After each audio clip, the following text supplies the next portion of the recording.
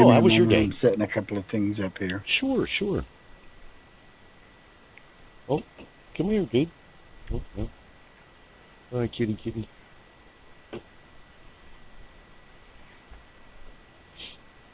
Okay.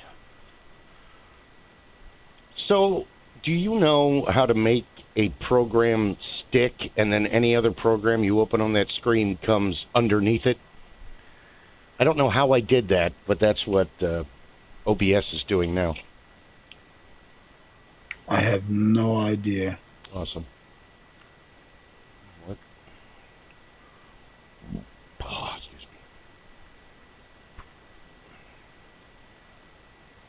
me. Live. Podcast night.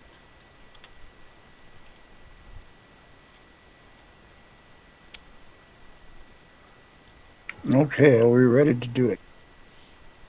I believe so. Let me get cameras set up. Oh. Have cats, will travel. Coffee. Ron gave me this mug, and everybody at work is like, "What are you drinking out?" Oh, it's a mug. Yep.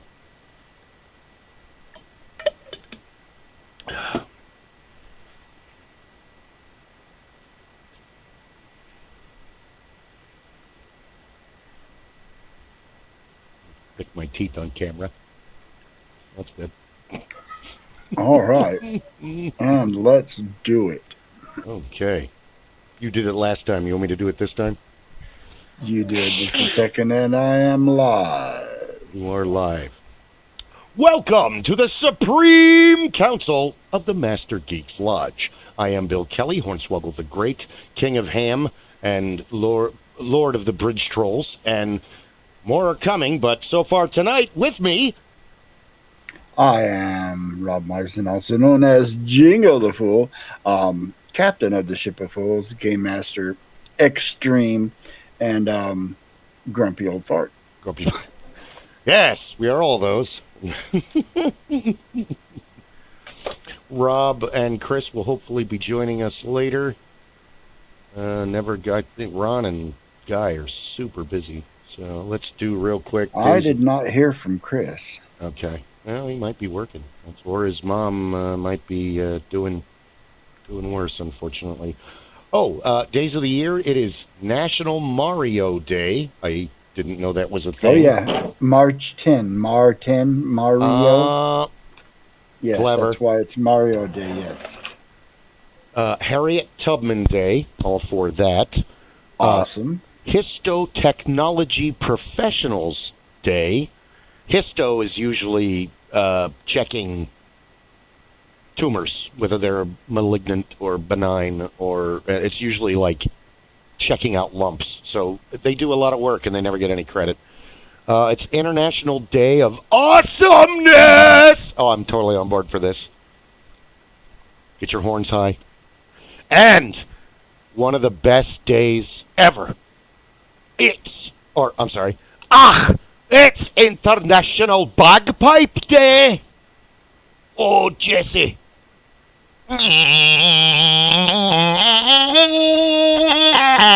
There's Scotland the Brave. There you go. Ow. I love bagpipes. I used to hate them, but after 91 till this year out at fair, it's like home. I mean, I'm not even Scottish. I tend to love the instruments that other people find annoying. Yeah. Bagpipes are like home. It's fair. Bagpipes. I really groove on the banjo. Ullum pipes, the hurdy-gurdy, the harpsichord, Yes. all of the instruments. Oh my God! Will you leave her alone?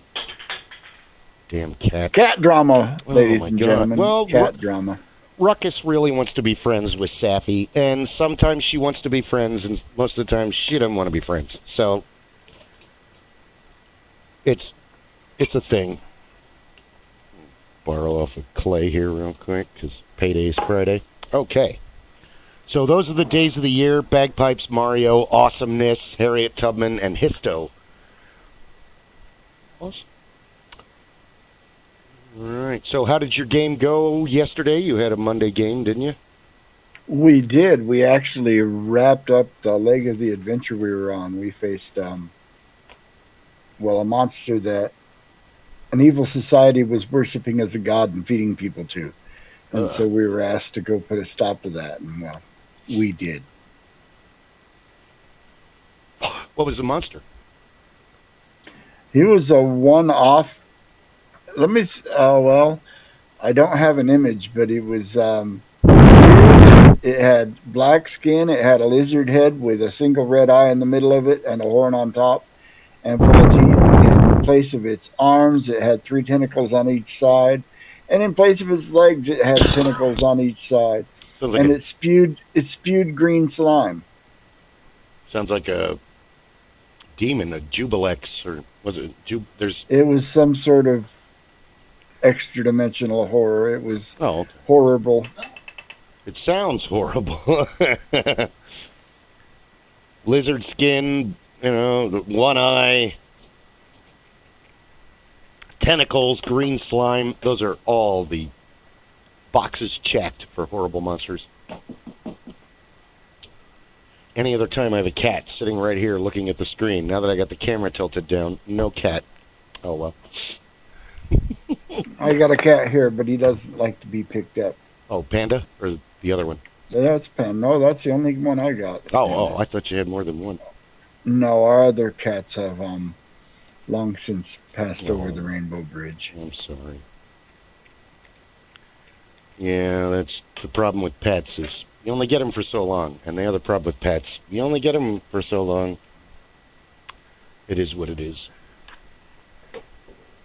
But yeah, fresh off of our wizard thing, Fair has been going really well, and I've got Fairhaven lined up to come out and join the show. They can't make it today. Hopefully next week is the tentative plan.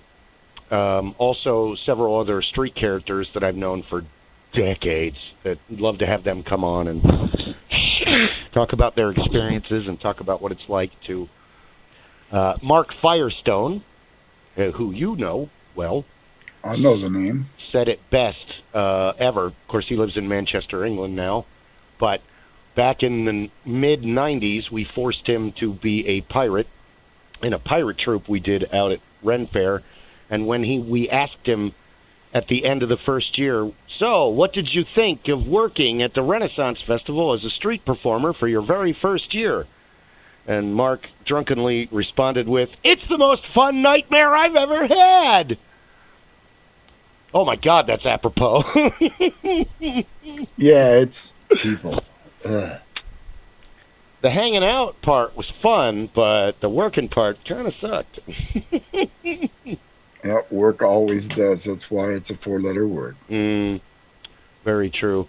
I'm having a lot of fun this year out at the Plunder, and this is the first year I've worked for them full time. And hurry up and wait. It's a job where you show up 2 hours early on Saturday and work till at least 1 hour after the place is closed. And then on Sunday, you show up only an hour early, but you're going to stay there 2 hours to get everything inside the shop and all buckled up and put away. So, oh, there's the cat. There's sappies coming around here. So it is what it is. It's a living. Oh. Here, sit right here. Tail. But it is, no lunch, no breaks. Go, go, go, go, go. And I literally eat in front of the customers because we're all eating and we just stand there. Hi, how you doing? So it is. You do what you got to do. Yeah, it is a physically demanding job. But hey, I'm happy. I'm down to 225, so I look good in the kilt. The poverty diet is an amazing success. Been on that a couple of times. Well, here we are again. And our next stop at age 53 is the poverty diet. Ooh, I've heard good things about that. No, you haven't. No, probably the worst way to lose weight because once you start eating again, your body will overcompensate. Yeah. You used to be starving. We need to save all of this. No. Yes. No. Yeah. Oh. Should we need to save all of it? All of the food. No, you can be fine with just Well, it's like I tell people. They say, you're out of shape. Oh, I don't know. Round is a shape. Depends on what shape you're going for. I just tell people, it's like, if you joined a gym, you could get ripped. It's like, I can't join a gym. Why not? Because I'm in the fitness protection program. That was good. The fitness protections. Tote that barge, lift that barrel. Yeah. So, yes. What shall we talk about tonight, Mr. Bill? I don't know. I had a couple ideas. I've mostly been plowing through work with a blank mind, so I am. They got me mentoring, so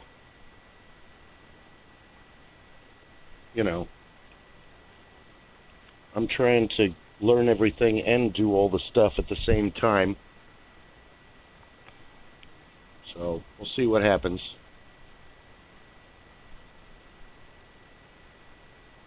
For the most part, I mean, we kind of talked about all the wizard battles.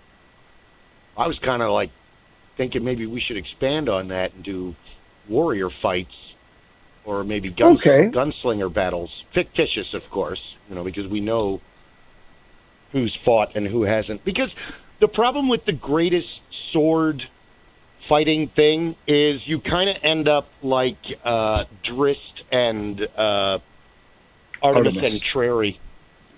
It's always a standstill until something breaks it off. Yeah, or you have like, I only got up to book 8, and I've actually been thinking about starting to read them all again. And the first time I read the Dark Elf series, I read 4, 5, 6, 1, 2, 3, 7, 8. And I got stuck at 8 because 8's kind of boring. The book is all read in a... is the 8 the one where he gets captured by the mind flayers? 7, I think that is. Okay. Because I've passed that part. Because that does happen. The books are supposed to read 4, 5, 6, 1, 2, 3, 7, 8, 9, 10. There's like 15 of them now. But I read 4, 5, 6 first and then did 1, 2, 3 because, well, I'm a DM. I know what he can do as a ranger. It doesn't... Potato. Terrask, I have a theory with fantasy names. Unless the guy that created it gives you a syllabus on how to pronounce it, it's pronounced however you want to pronounce it. Yeah. When you say it, and it's pronounced however I want to say it when I say it, and we're both right. Zachnophian, Zachnaphian, that you can say Drist's father anyway. And is it Du-er-dan or is it Du-er-dan? It's I'm not a linguist. I always pronounced it Doerden. There you go. Now let's do Tolkien. Oh, Jesus Christ, no. Everybody was a warrior. Bill, huh? Glorfindel, yes. No, just how he has these like 3-syllable names that are just massive. And then you get the hobbits. Yeah, they're all 2 syllables. Biffer and Boffer and Brandybuck. Pippin, but he's Meriaduck and, yeah. Pippin's full name was Peregrine. Peregrine Took. But you get a lot of nicknames like that. I get Bill with William, and obviously I've heard that my whole fucking life.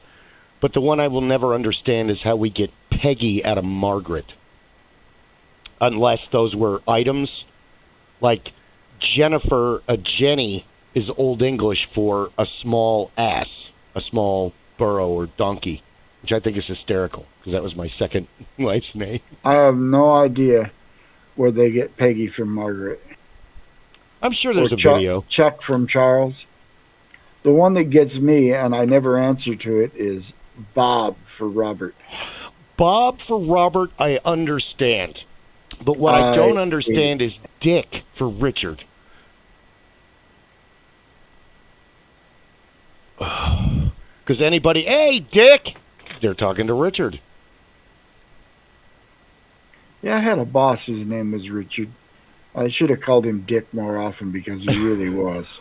When I went to court... If I ever run into him, I'll make sure to call him Dick. Richard was my lawyer back in the 2010s for a thing I was going through. And we went to arbitration, and he and I got there before anybody else. Because he knew I was upset. And he got there early because he knew I was going to get there early because I told him I was going to get there early. And he was talking me down. And then another much younger lawyer showed up that was the actual arbitrator. And he walks in and he goes, "Hey, Dick!" And he throws his arms around my lawyer and they start patting each other on the back. And I'm like, oh, okay, bad feelings fading. Goodness, good. Because anybody that can walk into a room with a lawyer and go, "Hey, Dick!" and then hug him, you know they're friends. I think I'd have to change my name. Or better enemies. But yeah, Robert and Bob, and I am the other reason that I kind of want to do fighters to fighters, warriors to warriors, barbarians to barbarians, is because I'm on page 300 and flimdu of La Morte d'Arthur, the book that's it was written in like 1539 by Thomas Mallory, okay, but then it's translated into modern English from ancient French by this Keith Barnes dude in 1948. And even though they're like the Norse myths or the Greek myth, it's all. One day, Lancelot and Tristan were writing to the. Okay, well, what happened yesterday? Wait, how far is this from the last? Yeah, it's not a chronicle of everything that happened. No, it's tales. It's tales, and that's fine. The problem is that this reads like old Western serials, like a Tom Mix movie or Roy Rogers or one of those guys where knights. We have met up. We should joust. I have beaten you. You have beaten me. Sometimes there's a beheading. Sometimes there's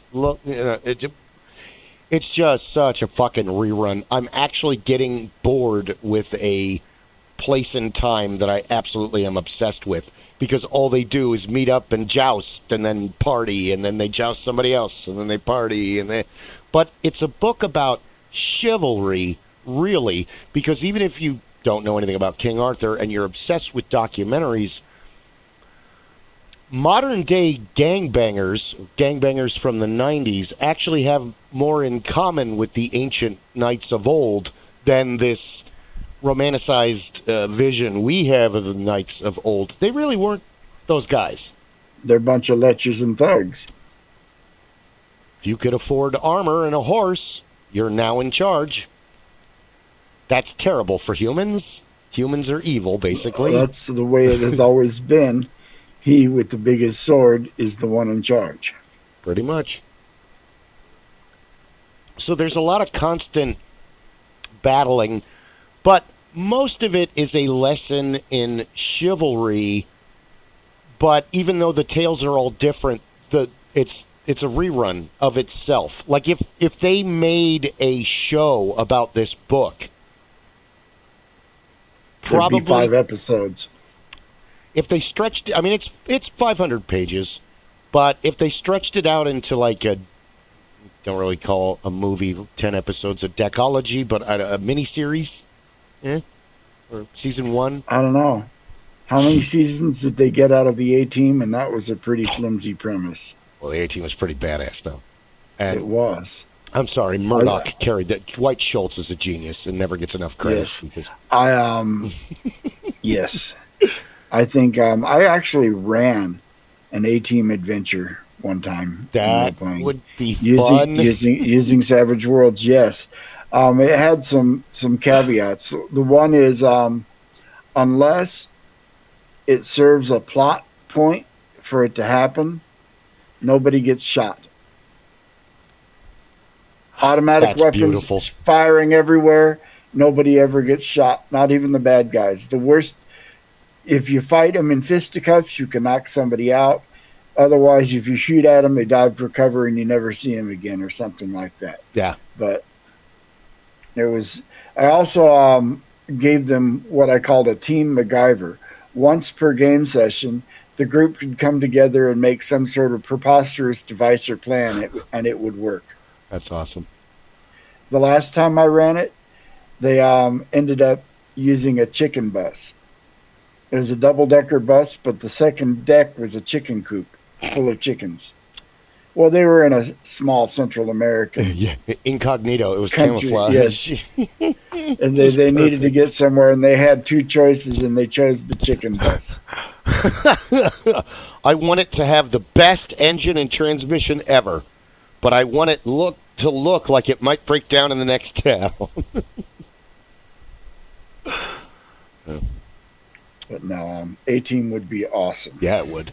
Well, doing the Knights would be fun, but there's pretty much 5 of them that dominate everything. Palamedes, Lancelot, Tristram, and Lamorak. And Lamorak gets murdered by... They kind of gang up on each other, and that's the only way they can take each other out is to do like a... You 20, come with me! And then they just go slaughter that guy because they cannot defeat him one-on-one. Or they poison him. But there's very little magic in it. I'm very upset about that. And Merlin is taken out very quickly.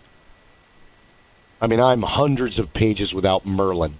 And they're mentioning him less and less as time moves forward.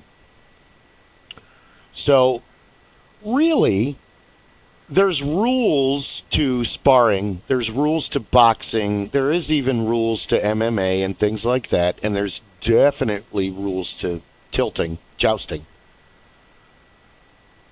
But with D&D, unless you're a monk or a cavalier or a, paladin,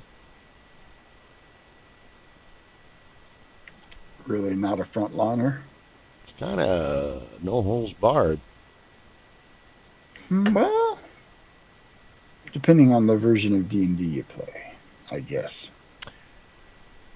The game we're playing, Castles and Crusades, a lot of characters are fighter types. The bard is a subclass of the fighter. He gets a fighter hit die and can use all the weapons. And Really? yes.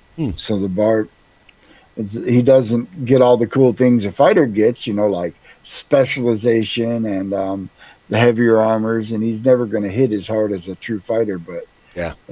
Same with the knight and the barbarian and the monk and the ranger and the paladin. About half the classes are actual martial classes. And in C&C, they don't get any spells at all, unlike other versions of D&D. Yeah.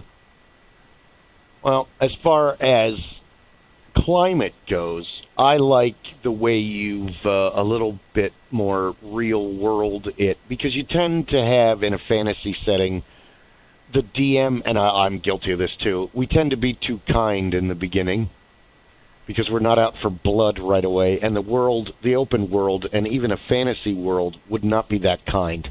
And especially where especially where you've got a structure with good, neutral, evil.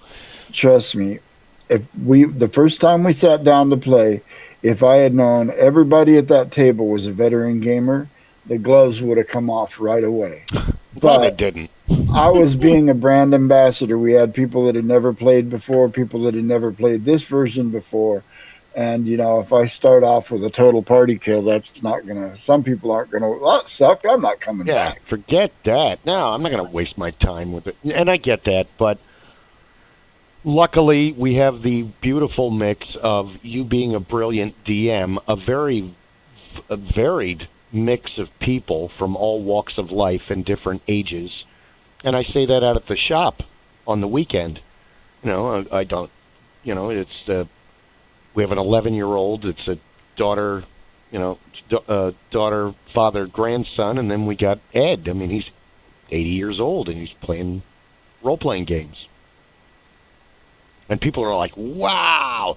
And then I tell them, he learned like in his late 60s, early 70s when we taught him.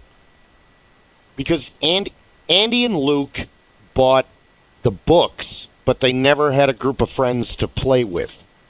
So they didn't know what D&D looked like. And in the 80s, there wasn't really a guide. Mazes and Monsters and E.T., that was about it. Yeah, no, there was... the only real way to get into the hobby back in the day was to know somebody that was into the hobby. Yeah. If you just bought the books blind and tried to convince your friends to get... trust me, I tried to convince many of my friends to try it out, and a lot of them just couldn't get it, wouldn't get it. Yeah. Just there was a mental block there that they couldn't get past. If you've got that with, I don't want to do this, then you're not going to. Just give up. Or the people that, well, what do you want to do now? I don't know. What can, go to the store? No, they won't even ask what they can do. They just, they're they can't game of life. Gotcha. They're game of life players. Roll the die, count the squares, read what the tile says. And there's nothing wrong with that kind of gaming. Because what defines a gamer? I define it very loosely. If your grandparents get together every other Saturday and play bridge at the retirement home, your grandparents are gamers. Yep. If your dad has a Friday night poker game, your dad's a gamer. He's a gambler too, but he's a gamer. If somebody plays mobile games on their phone, you're a gamer. You play trading card games like Pokemon or Yu-Gi-Oh! Or Magic, you're a gamer. Role-playing games, you're a gamer. If you get together and play tic-tac-toe or checkers in the park, you're a gamer. How deep you go into it is another thing, but almost everybody has a little bit of gamer to them. I know there are some people that just don't take to any of it. I would say the lowest level of gamer would be people that don't play video games. They only play board games when you make them, or card games when you make them. So there's, like you said, no bridge or pinochle on every other weekend. But I think the lowest form, and I don't mean it like low as an insult, I just think like the bare minimum would be word search, crossword puzzles, Sudoku. Like if you only did those things. Yes, because I subscribe to the New York Times puzzle page, and I do the New York Times crossword every day. But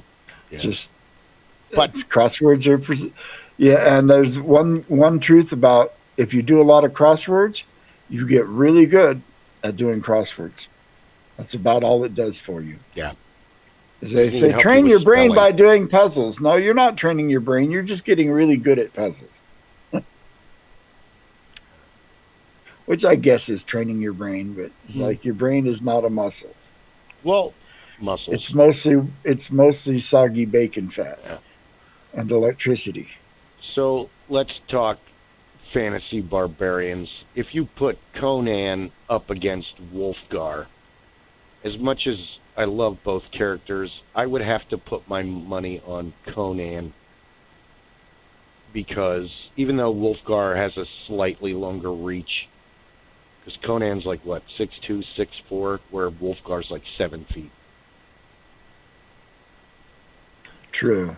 But I'd go D&D rules Conan, and the D&D rules for Conan is whatever he's holding in his hands, within 3 rounds of combat, he is master level efficiency with that item. Even if it's a bar stool or a broom. Because he has the natural ability to Jackie Chan. He is the original. Jackie Chan Conan's items. Yes. Well, for the most part, and every once in a while, Conan will find himself temporarily in dire straits, but he always works his way out of it.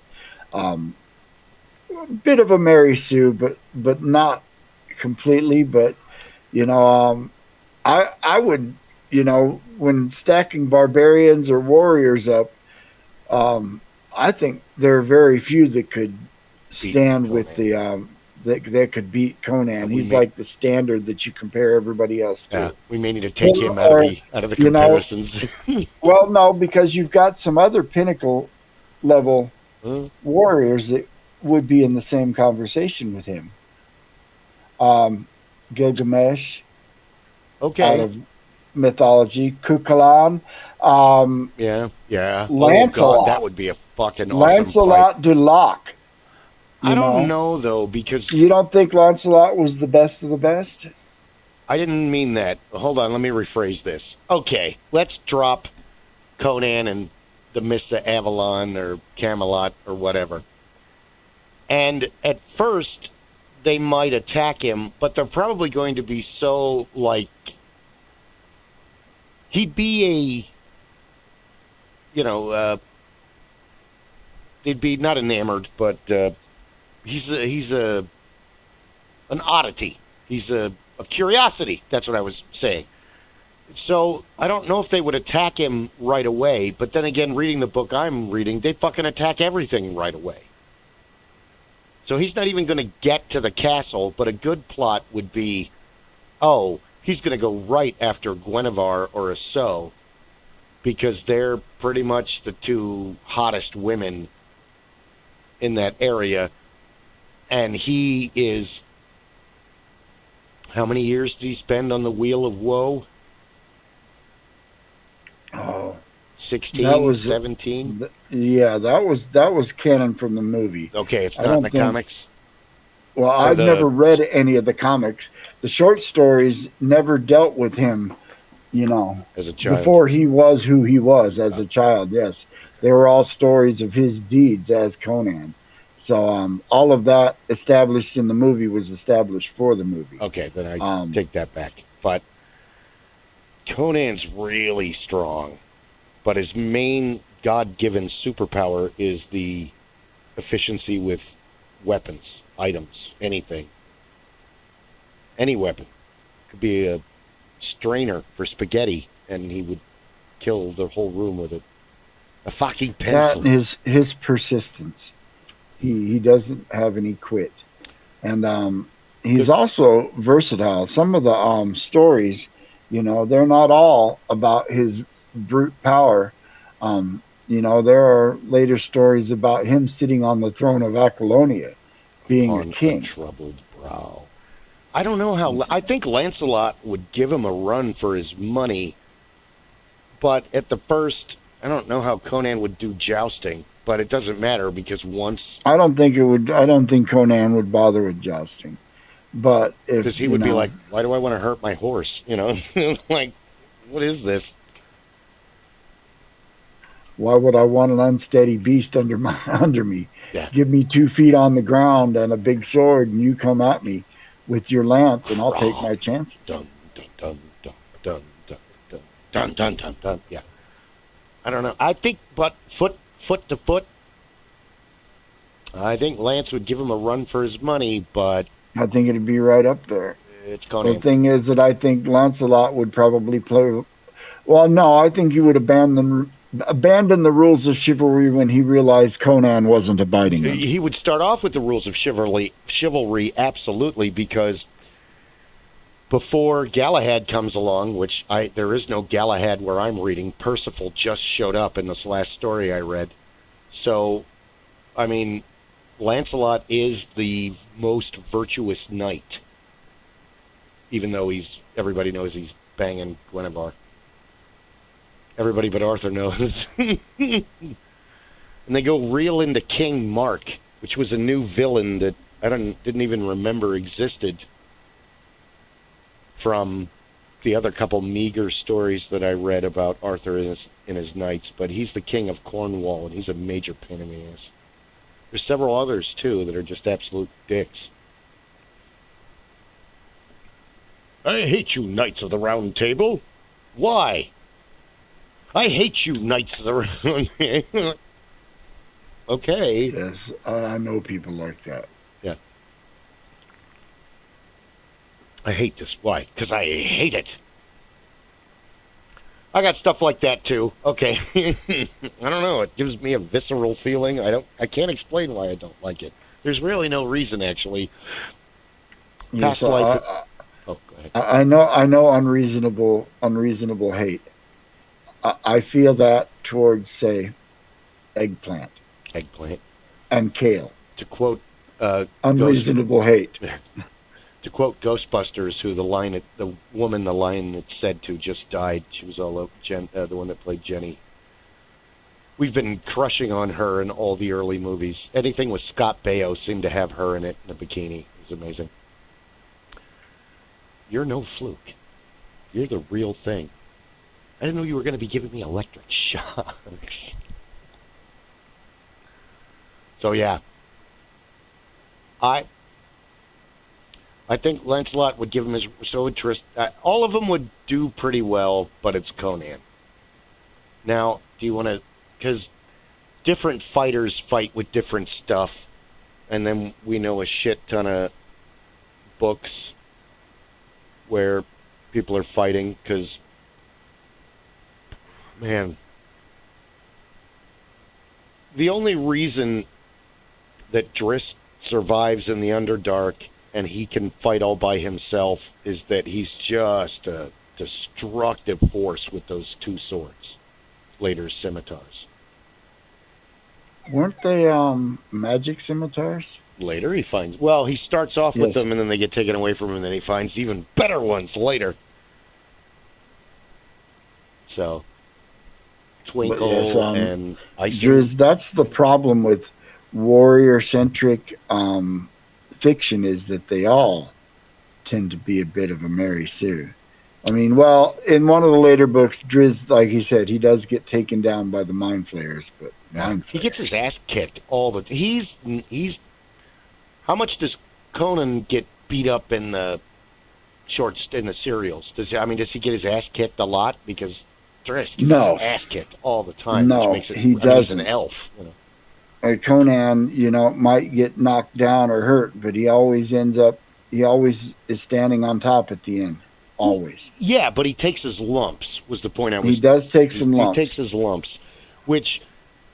He doesn't fare well against sorcerers and magic. They tend to... He does. Really.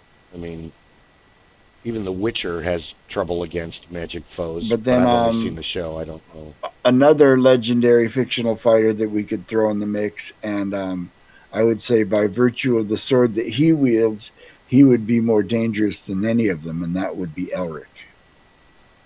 Okay, yeah. I have not read those. Well, let me explain something about Elric. Is he wields Stormbringer. Stormbringer is not a sword. Stormbringer is a malevolent, very powerful demon bound into the form of a sword. Hey, there's Kris. Hey, what's up? Not much. How is everything going? We are live. Thank you for joining us, Kris Newton. Stormbringer has a tendency. One, it has a will of its own, and when Elric gets into the throes of combat, he can't completely control it. And two, anybody that's cut by Stormbringer has their soul drank.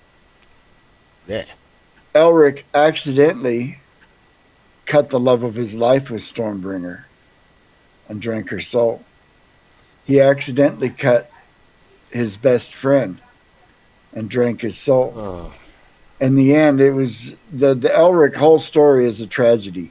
He's bound to this evil sword that he really can't get rid of because it powers him to make him who and what he is. And no spoilers how the story ends, but you get the idea. Yeah, but I haven't read it's Michael Moorcock, right? That's the author for that one. I have not read the series, but I've watched a couple documentaries on it, and it looks fucking awesome. So I'm going to have to add that to the list. It's tragic. But Michael Moorcock does what he calls the Eternal Champion, and he's got this theme, and it runs across several different books, where in each book you got somebody who's an aspect of the Eternal Champion. Whatever plane you go to is going to have one. Elric was one of the Eternal Champions. I believe Hawkmoon was the name of another one of the Eternal Champions. And there was another one who I forget his name, but he was the model for D&D's Vecna because he had similar to the way Elric of Melna Benet had a demon for a sword. This guy, I want to say it was Hawkmoon, but I couldn't be sure, had an eye that had belonged to a god and a hand that had belonged to another god. Vecna. And yeah, and when he passed the hand in front of the eye, he could see into other dimensions and pull things from them. Whoa. So I think he was definitely the pattern for the eye and the hand of Vecna. Sounds like it. Vecna is... Hi, guys. How are you? It's been a minute. Hey, Kris. Wow. How is How are Been a you? minute. how's your Right. mom doing, first off? I hope she's doing better. She's in rehab now. They put her in rehab on Thursday. Good. So she really, really weak. We're not sure exactly what we're gonna need yet for her, but we're getting there. She wants me to go and see her tomorrow. I've got to go and see her tomorrow. Good. That'll be awesome. Yeah, but working. Last week was just crazy at work. This week my boss is off. He's on vacation because he's going to the Game On Expo this weekend. Me too. And so my Sunday, Mondays, only 2 days this week, and they were just downright crappy. Oh, I'm sorry. It happens. Well, we can make you feel better. We Yeah. can sing the Happy, Happy Joy Joy Well, song. Happy, Happy, Which- happy, the joy, warehouse- joy. Happy, happy, joy, joy. Happy, happy, joy, joy. To the Samurai Warehouse sale on Saturday, and I picked up Ooh, the Black Knight. Avengers comics. Nice. Is that Yeah, Nova? I got this whole one where the Masters of Evil beat the Avengers. I was just reading this today, and look what ad I found in the book. Wow. Welcome to basic training. Grab a sword. Larry Elmore, man, freaking amazing. He's so good. Yeah. So yeah, I got Huge fan of Elmer. comics, and then I went and saw her afterwards, and Yeah. she was doing all right. Good. She's asking for word searches and crossword puzzles. Oh, she's bored. Lowest level Like, of gaming. okay. We were just talking about Yeah, that. we were just talking about Oh my Mom's God. a gamer. Mom's a gamer. Mom's a gamer. I don't If you touch. if you play Solitaire or Minesweeper on your computer and that's all you've ever played, you're still a gamer. Yep. So, well, that's what she did when she worked for the phone company. She never did anything. She just played solitaire all day, Oh no. making $30 an hour playing solitaire. Nice. Back Oh, then, that was awesome. Okay. Hey. We were talking about fictional fighters versus fictional fighters. So far, Conan can pretty much trounce on King Arthur and all his knights. Not because, well, we were talking about it.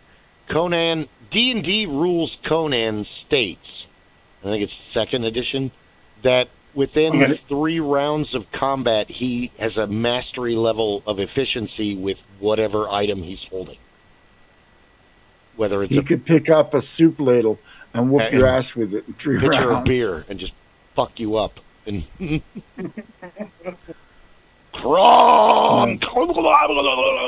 We figure that he could probably take out any 1, 2, or 3 of the Knights of the Round Table, but if they showed up en masse, he'd be fucked. Yeah. Okay. All right. I'll. You don't see Conan fight huge hordes very often, and when he does, it's usually huge hordes of something not very competent. Yeah. Not only that, we kind of almost have to take him out of all future equations because of that innate ability in him that God Yes. given power. By the Yes. gods. All right, I have a fighter then. Oh, good. Sturm Brightblade from the Dragonlance Chronicle. Oh, He was the paladin, wasn't he? Knight? No, he He was was a a knight of dragon knight. Palmedia. You're right. He was a knight. Knight of the Sturm Rose. was the one that ended up sacrificing himself, didn't he? I think so in the So the rest of third them could book. get away. Yep. That's him on the cover that's dead in the snow. in I the have it. One of the kids has it. let's see, it was Canis and Tanis was a ranger, and And Halfling. Caramon was the fighter. the covers. I think Sturm was in the Knights, the Dragons of Winter Night, wasn't he? Or was he on the Dragons of Spring Dawning? Spring Dawning. He's standing there next to Tanis and Lorana. It's Was been it that 30 one? 'Cause I years don't- since I've read any of Oh, these. hold on. Damn it. Okay. Dragonlance art. Okay. All right. First book, Tanis, Lorana, Sturm. Someone just said that. Then the second book. Okay. Sorry. The Dragons of Tasselhoff. Winter Night. Tasselhoff, Lorana again. Or maybe it's Gold, excuse me. Maybe it's Gold Moon in the first book. Because she does look more Gold Moon. barbarian. And here, Lorana. Goldman and her barbarian her Riverwind staff. are on the cover of the first one. No, River. It's And then I Tanis think- and Goldmoon and Sturm. I've got a picture of it right here. And then Tass and Lorana and somebody in dragon armor, which is probably Tanis, but it could be Lord Soth before he takes off his helmet. And then the next one is Karaman, Tika, and Raceland in the red robes, or Rasland, since we were talking about pronunciation earlier. Both sound cool. I really don't care. I was always told it was Raceland by other people that read the book, and that sounds just as cool as Rasland. I think it's Raceland, I personally. don't care. I don't. Like I said, I don't even argue it. You pronounce it the way you Yeah, like. whatever you want to do. Terraskew, Tarask, potato. Tomato, tomato. Yeah. But yeah, that's the Sturm. Okay, if you want to go books, Sturm probably would lose against Drist. He'd give Brunor and Wolfgar a good run for his money. Catti-Brie's probably going to take him out from a distance, but if he gets in close on her, it's over for her. He's also way more heavily armored than any of those characters. As far as, like, Guardians of the Flame, Carl Cullinane would totally give Sturm a run for his money. But he's more barbarian than... So it would be a dirty fight. Ahira Bandylegs. I don't know. I think they're kind of evenly matched because Ahira is... Well, though... Well, what about Flint, then? Flint and Ahira would have a good battle. Oh, that would be epic. But the problem is that Flint's like 300 years old. So it's essentially like beating up a 95-year-old man, which... And you notice, Flint complains most of the time and yells advice. He only fights when he absolutely has to, and when a fight happens and he doesn't join in, he makes a health excuse. Dude, we don't expect you to jump in and kill everybody. You're 300 fucking years old. You're about to die, which he does, in the series. So, Karaman, on the other hand, is closer to Conan. They look similar, they have similar names, and Karaman has the advantage that Conan never get. Well, I don't... Okay, movie Conan. Is that better, Rob? Let's go with movie Conan. Okay, because he's the one that more people will know. Well, that and I have no point of reference for serial story Howard Conan because The first movie got it pretty close. Okay, perfect. So they're equally matched, but I would put Conan over Karaman because Karaman is emotionally immature. And Conan is not, because his parents were taken from... He's like Batman with a sword, in a way. Yeah, he's been in a brutal life ever since he was a young child. He has never known ease or luxury, not early in life. Everything about him is hard as nails. I heard... Conan, what is best in life? To crush the enemies, see them driven before you, and to hear the lamentations of the women. God, that is best! Sorry, you said that. I love that scene. The other problem is that I've heard, like, people I worked with when we were talking about Conan, and they're like, that was one of the worst love scenes ever. And it's like, he's with his parents... They get brutally murdered in front of him by a shit ton of dudes. And they're not using guns. They're killing these people with blades. It's a totally different type of violence. Then he's marched into the mountains, hooked up to a mill, and spends, 16 years pushing that? Because he's maybe 9, 8. Oh, yeah. And then when he lifts his head up, what is he, 22, 20? Kris? Yep. Somewhere. Early mid-20s, and then finally see him, he's huge. They throw him into a pit, and somebody's trying to kill him. Then they start throwing him women. So he's basically a gladiator without any kind of social status whatsoever. Yeah, he's a feral animal. So the first time he actually, meets a woman that he regards as worthy of his affection, of course he wouldn't know what to do. He's got so much PSTD, they don't even have a category for it. And what does Conan do? He spends most of his time thinking. Spends a lot of time thinking. In the stories, he also does a lot of stealth and stealing shit.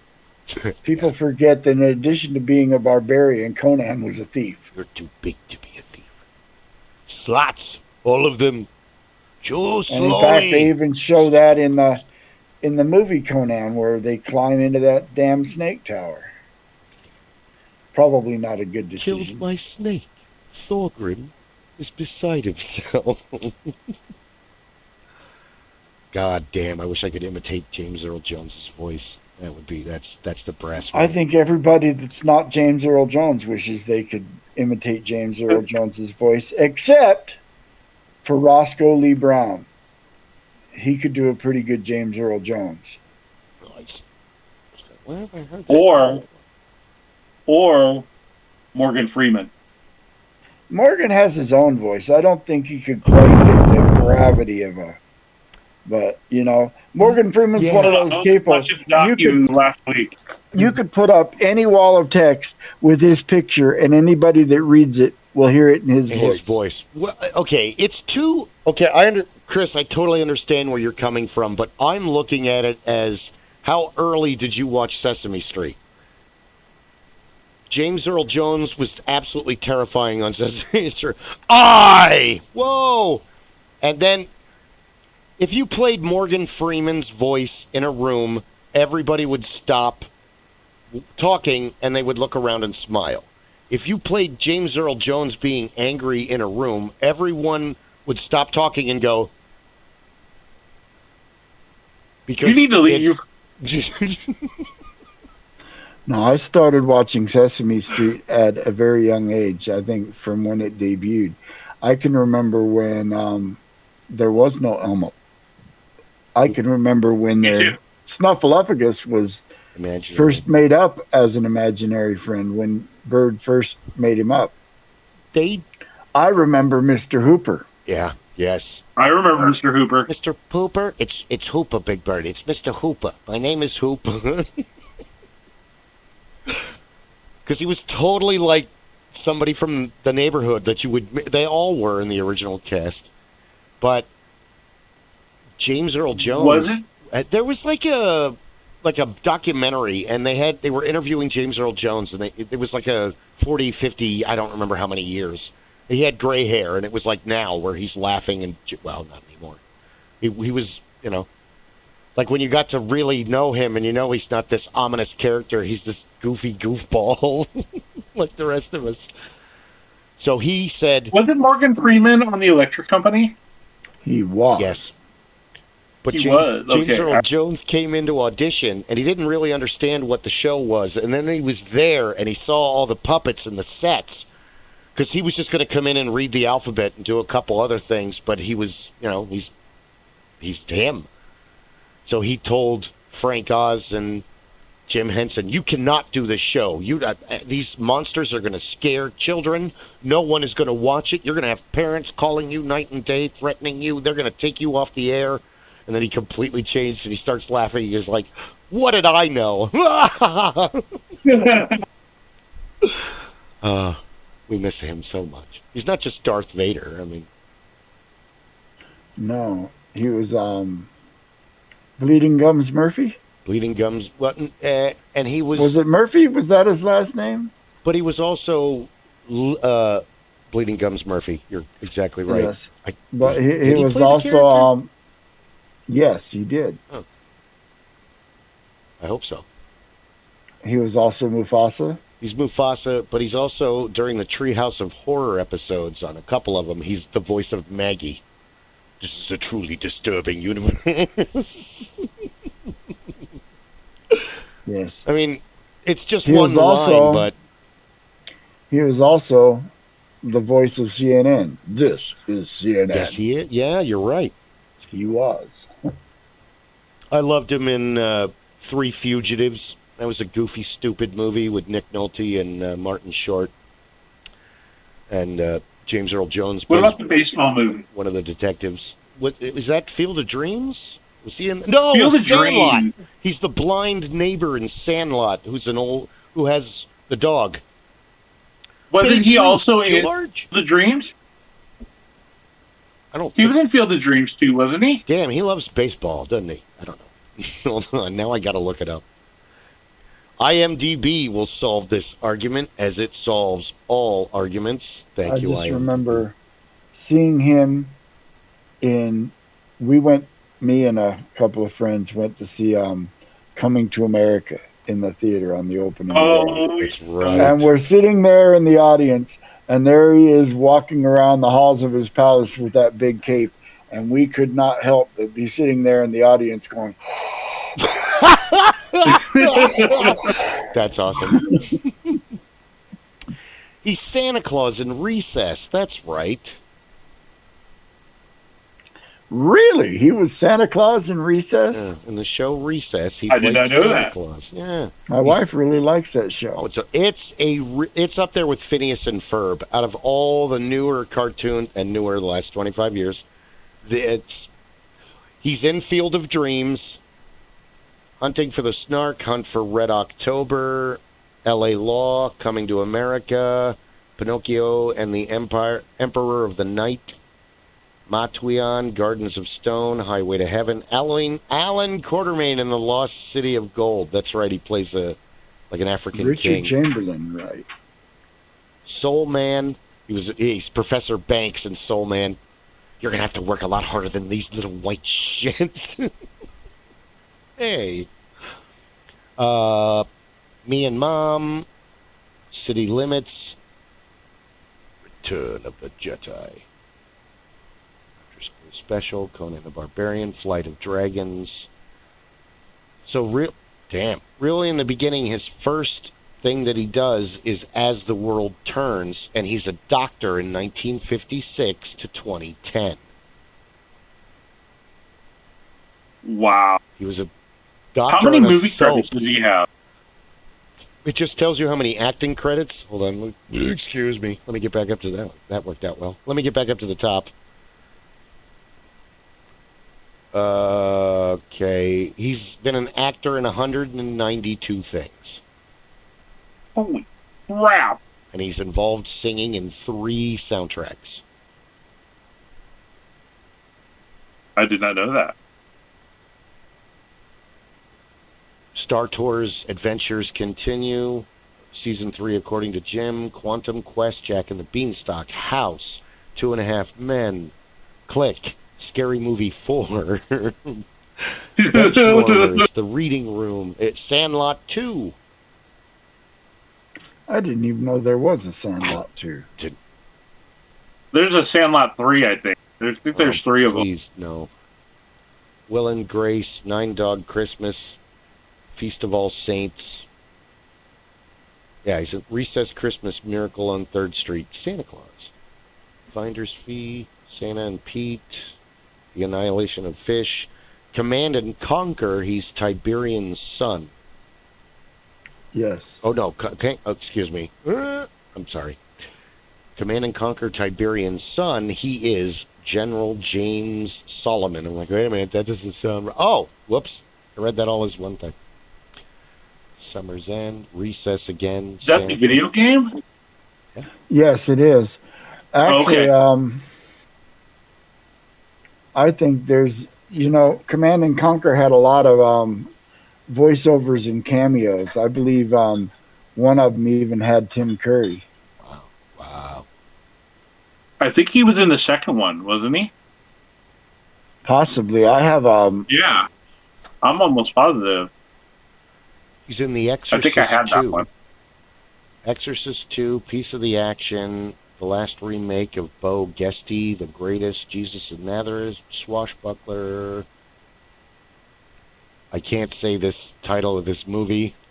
Oh, River Niger, sorry. Deadly Hero, Vegetable Soup, The UFO Incident, The K, Claudine, The Man, 1972. Great White Hope, 1970, NYPD. Wow, he's been around. Tarzan, The Comedians, Guiding Light, Dr. Kildare. Well, the big flex, as much as he's fucking Darth Vader in Thulsa Doom, is playing a doctor, or being on the show from 56 to 2010, but being Dr. Jerry Turner from 1966 on. That's fucking awesome. He's also in Dr. Strangelove, or How I Learned to Stop Worrying About the Love and the Bomb. And Love the Bomb. He's Lieutenant Lothar Zog. That's awesome. He has a Kubrick credit under his belt. Not everybody gets that. What movie was he in with Kubrick? Dr. Strangelove, How I Learned to Stop. Oh, okay. He's 6'1.5". Lucky bastard.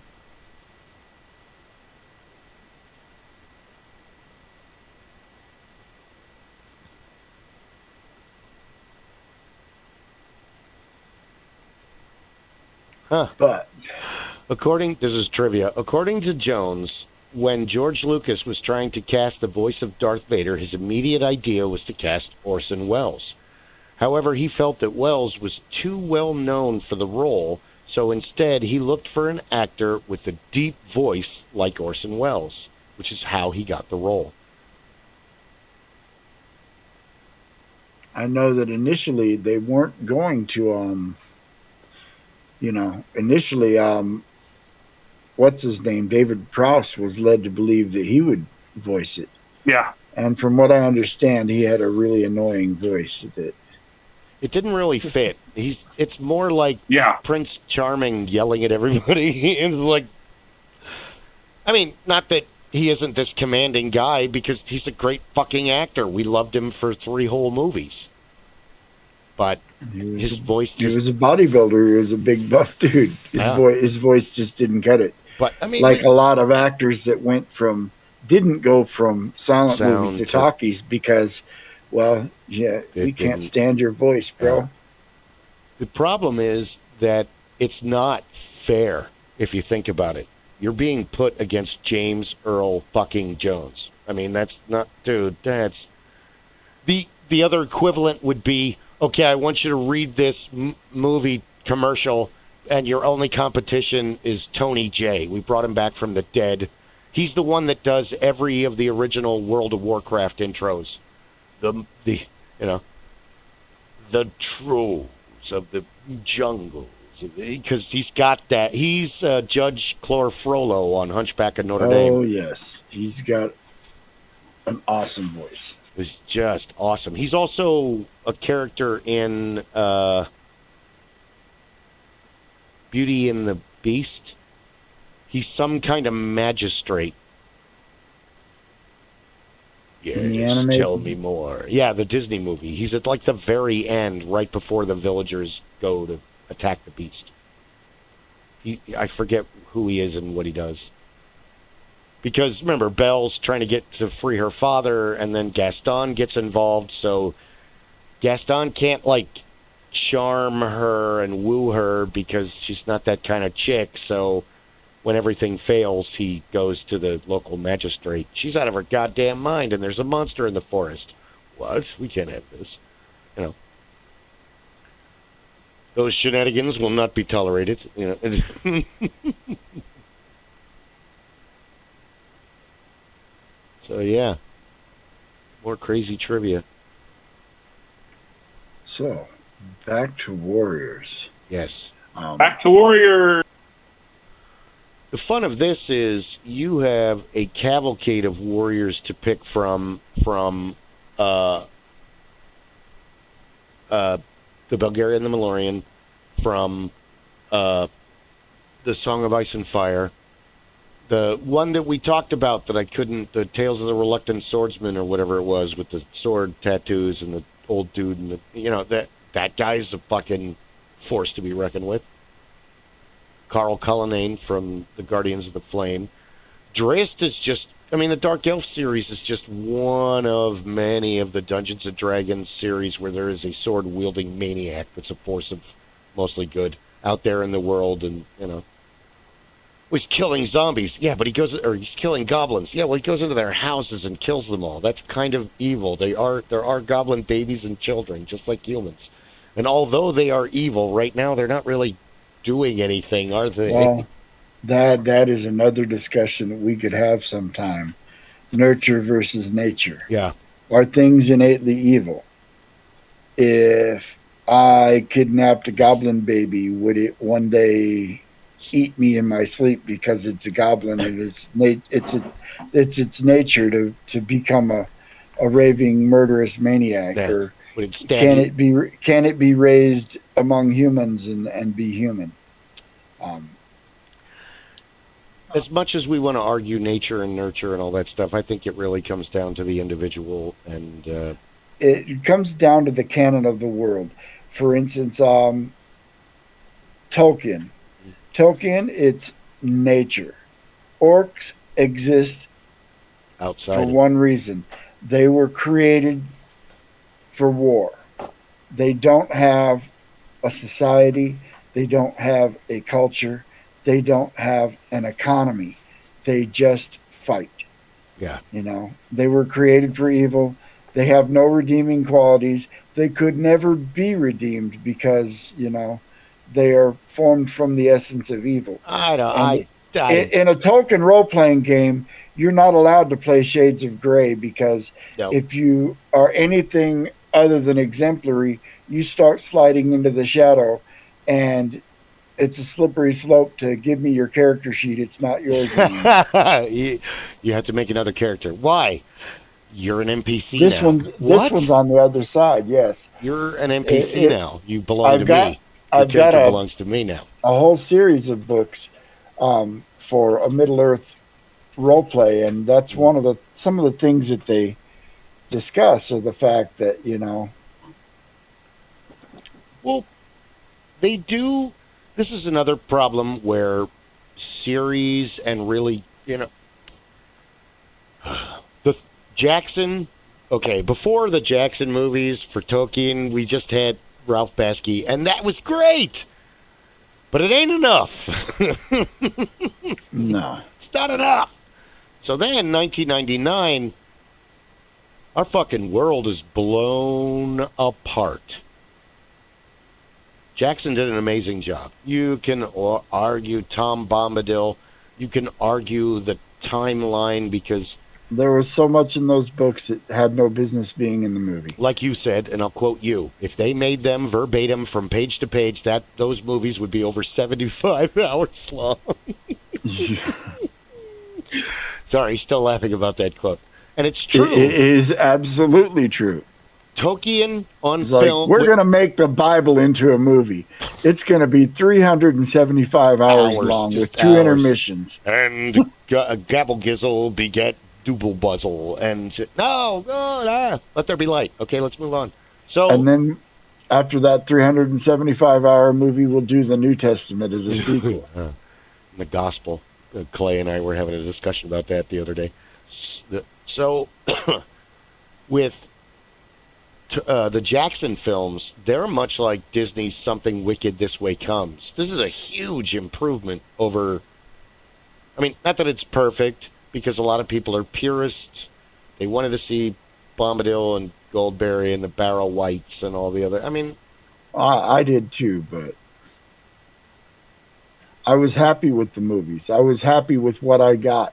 It covered all of the things relevant to what was going on in the story, because Tom Bombadil, I'm not really sure where he still fits into the Tolkien cosmos, what the whole point of that little aside was, other than to demonstrate that there are powers in the world that aren't moved by what goes on in the world. So you don't think he's Iluvatar? You think he's one of the other strangely celestial beings of the world? I don't know. That's I've not put a lot of thought into him. That's one theory. But yeah, he could be a Iluvatar. He could be, and I've been watching a lot of Supernatural lately, so he could be a sibling of Iluvatar. Iluvatar created the world, and he's like, I don't want to help you create the world. I'm going to go live in it later. Pretty much. Also, Supernatural, shout out to the one who did the episode about the Rakshasa. Great fucking episode. It has the carnival. Haven't seen that one yet. It's one of the later season episodes, isn't it? It is. He keeps his hands covered, and he keeps he's supposed to be blind, but really he's got cat eyes. We're in season 11, near the end of it. The darkness, the sister of God. That's why I was, maybe Tom Bombadil is a sibling, or as close as you could get to God. He wasn't part of the song that Iluvatar spun at the beginning. Maybe he existed. Just wait till you get to He's not a Valar or a Maiar that we know of. What'd you say, Kris? Just wait till you get to the Scooby-Doo episode of Supernatural. I've seen it. The animated Scooby-Doo episode? Yes. Yep. Oh my God. I think it's season 12, isn't it? What? Yes, it is. I've seen that episode. They didn't come in the shop, but 4 people dressed as Velma, Daphne, Scoob, and Shaggy, and Fred were walking through Ren Fair looking for clues, and they were loud and obnoxious, and it was fucking hysterical. I don't know, Fred. We've got to check over here. Velma had a big, giant, fake magnifying glass. It was like a mirror with the mirror removed and just normal glass in it. She was investigating everything. They made a big deal in the street about being there. It was cute. It was so cute. It was cute, and maybe it was the same people that were the wrestlers that came in as Hulk Hogan and Rowdy Piper and Macho Man and Nature Boy. Maybe it was the same people, because as long as you're not like trying to interrupt a street character and you're in an area where you're all by yourself, or you just like are passing by and you do a quick bit, that's endearing to us. Or what's been happening since the early 90s, you have a whole bunch of people that are dressed up as either Next Generation, but most of them are usually the original cast. So they're dressed like Star Trek. Yeah, and they have an away team, and one of them's walking around with a tricorder, and one of them's a Vulcan. Greetings. We are here to observe your... Yes, I've seen that. Hilarious. I love improvisational humor and comedy, and I like being pulled in. If I'm there, I'll probably start riffing on what you're doing and get myself involved in it, whether I want to be or not. I just am. One way or I another. said, my wife and I like to go to dinner theaters. There's this place out in Scottsdale that used to be Meal and a Murder, I think. And they do a 3-act murder mystery with meal courses in between, salad course, main course, dessert course. And because it's dinner theater and it's going on in the same dining room that you're in, they have audience participation. And every time we go, I get picked. I think they remember me. I don't know why, but I think you're funny, and they know they're going to get a good. You're going to make the audience laugh. The first time they picked me, I had to be a French waiter in a scene because it was a murder on a movie set, and we were supposedly all cast in this movie. We were all extras and cast and other people, and nice. There's this one scene, and I get picked, and they have the main guy, the butler, who is obviously very flaming gay, the character. He's standing there. I'm wearing this cardboard cummerbund, and he's holding up a fake French mustache on a stick in front of my face. And I have to read off this menu to this with couple. A French accent. Well, no, I started reading it, and the guy's the director. He's like, "Cut! Where's the French accent?" So I did it in a French accent. Well, by the time I got done, he was like, "Wow, that was a pretty good French accent." Why, thank you. I have been to Europe, you see. It was not my French accent. It was me playing Don Carnage. Sacre bleu. Sacre bleu. Do not be the clever one with me. You are not qualified. Great character. Tailspin was a good show. One of my favorite all-time villains. He's awesome. I said, the missus and I, for a while, we were doing visual novels on stream and live cold reading. And, that's where I started doing all my voices. Yeah. And I have a number of them. You'll probably hear me bust them out when I'm role-playing. There's no reason to. And the way I do voices is real easy. I think of a cartoon character, and I try to imitate it. I may not even get close, but as long as I'm consistent, it's a voice that I have. I think that's like the secret, because everybody's like, how do you get that? I picture in my head how I want it to sound, or if I'm imitating how it sounds, and I try to, maybe if I hold my throat like this, maybe if I move this muscle, maybe if I breathe like this, because even Tom Kenny, that's not his real laugh. He goes, "Ah!" every time he does the SpongeBob laugh. My daughter can do a pretty good SpongeBob. Jess, the next time we're at a game, ask her to do it so she can still do it. April, it's a date, because I'm still busy this month with Ren Fair. I'm at that period, man. I need a day off. I've got 3 more weekends of Ren Fair. Just only 3 more weekends. And then I'm still working at Wendy's in Peckham, so starting next week, you got to work till 7? Yeah. 10:30 in the morning. That's going to suck. They offer the shift I'm in love, 4:30 to 1. Yes, please. I'll be there early every day. But Lena needs me at Wendy's, so I promised her a year's worth of work. Or I even thought about quitting. I hear that. Because no one else would hire me, so I'm kind of an indentured servant to this Kazakhstan. That disturbingly leaves this in the lurch, because I could do 1 or maybe 2 Saturdays a month, but Saturday is the day that me and the missus like to go do things. And so committing to something else on a Saturday is something I really kind of loathe to do. If we could get her to join the show, then that would check both. But yeah, no, I'm not happy about this. She thought about it.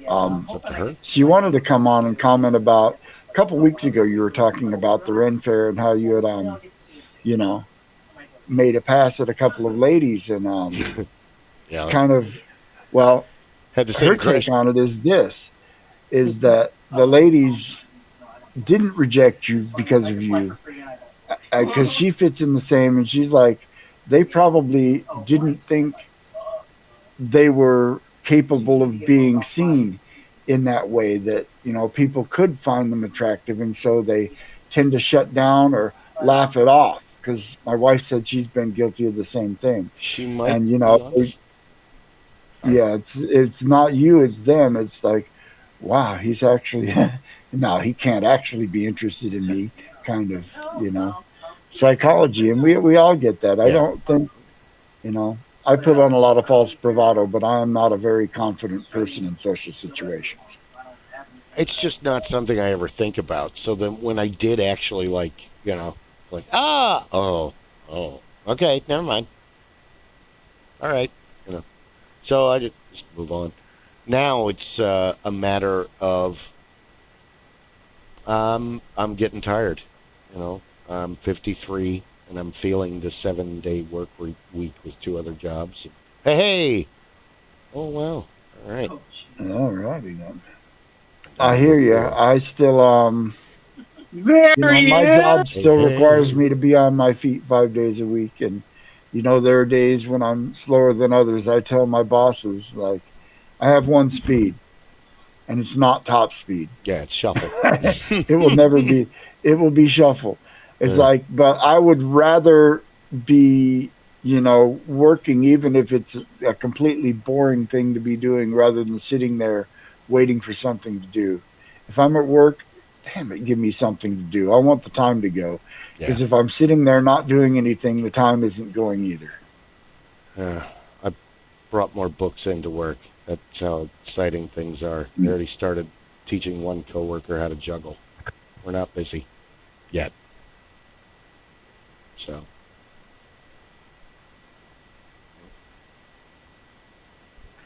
I thought about learning to Me juggle. learning how to juggle would be a good idea. Teach you both. We could do a juggling show. I mean, not right now. Rob's driving. That would be catastrophic. Don't juggle and drive. It's like drinking and driving, only worse. You could miss and drop a ball on your sack. A very long time ago, I was a first responder. I was able to eat my spaghetti while going code 3 through the middle. I think he said he was learning how to eat spaghetti while he was driving an ambulance at the same time. Okay. I'm glad you heard that. He totally digitized. He sounded like he was underwater there for a minute. That was kind of cool. Wah, wah, wah, wah, wah, wah, wah, wah. Yes, sir. Well, it'll be fine when he gets to his house. I want to hear how the concert was. Is that where he was? He was at a concert? Yeah, for the He was at his granddaughter's concert. Yeah. Oh. But also, that's right. I also wonder how well, like, Legolas would fare against D&D elves, and where he and, like, the other, Aragorn and Boromir, they're no shirkers. They're D&D elves were Gimli. patterned after Legolas, pretty much. And, although there's a lot of aspects of D&D that aren't patterned on Tolkien, I'd say the races are pretty obviously, the core races were. Halflings, dwarves, elves, humans. They even called them hobbits until they were given a C and D. So, but Legolas I think that he's only the typical elf. That all the elves are as badass as him, until you start getting into some of the named elves from the Silmarillion from the earlier ages who were truly badass. I've watched several documentaries and none of those names are coming to mind at the moment. Because there's no way I'm going to read this Silmarillion. I wouldn't recommend it. It's really... I couldn't get through Fellowship of the Rings. It's the Silmarillion was basically Christopher Tolkien going through J.R.R. Tolkien's filing cabinets and pulling together enough stuff to put together a mythology behind the Lord of the Rings. Yeah. It was never intended to be a published work, and some of the stories are entertaining, but there's a whole lot of it that's just info dump that is really hard to digest. It's probably something he was working on and never got to finish. It's full of a lot of begot. This guy begot that guy, begot that guy. The history, like the beginning of the Fellowship, the history of Bag End. Oh, please, no. And Sambo had Dubido and Thibodeau. And then Frodo. So I think Boromir would do well against like Fafard and the Grey Mouser, or maybe Fafard because he was a warrior. The Grey Mouser, not. I think that he is a complementary fighter that he would only do well as part of a team. So I guess maybe you could only take Fafard and the Grey Mouser as a combo, because if you face one, the other one's not far off. Yep. I still have to read those books. I've only ever tracked down one. Really? And it was one of his later ones. And I would be much interested in. See, that was my lament, is by the time I got into D&D and really started trying to track down all the books in the bibliography, couldn't find a lot of them. They were out of print. And good luck at a used bookstore. Used bookstores aren't like Goodwill at all. Goodwill is fun in a different way, where a used bookstore, you'll go in for one book. Oh, sure, you might come out with 3 others that you didn't intend to go in there for, but 9 times out of 10, what you're looking for just is not on the fucking shelf. It's just not. Well, I found a second life in... there's a lot of older books. Excuse me. That if they're not in the public domain, they will be soon, and they're available as Kindle or ebooks. Really? I have a compendium of Jack Vance stories that I bought that is really interesting. And for those of you who don't know who Jack Vance is or what his contribution to gaming is, he had in his stories, in his fantasy stories, a codified system of magic whereby your magic users had to spend their evenings studying their spells and memorizing them and charging them into their mind, so that when they released the spell, it would be wiped from your mind, which is exactly the way D&D magic works, which is why it is called Vancian magic. Gotcha. Vancian magic. Makes sense now. I heard the name before, but I was not aware of the story. It's all Jack Vance. He also wrote a lot of cool science fiction as well. Really? Mostly short stories. Well, sci-fi is a whole different...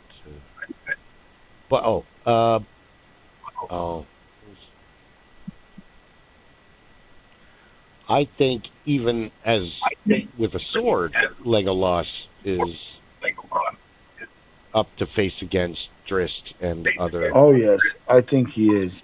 The Tolkien, because the Fellowship of the Nine, you got to consider that, these are the guys that were sent by their races as a representative at the council.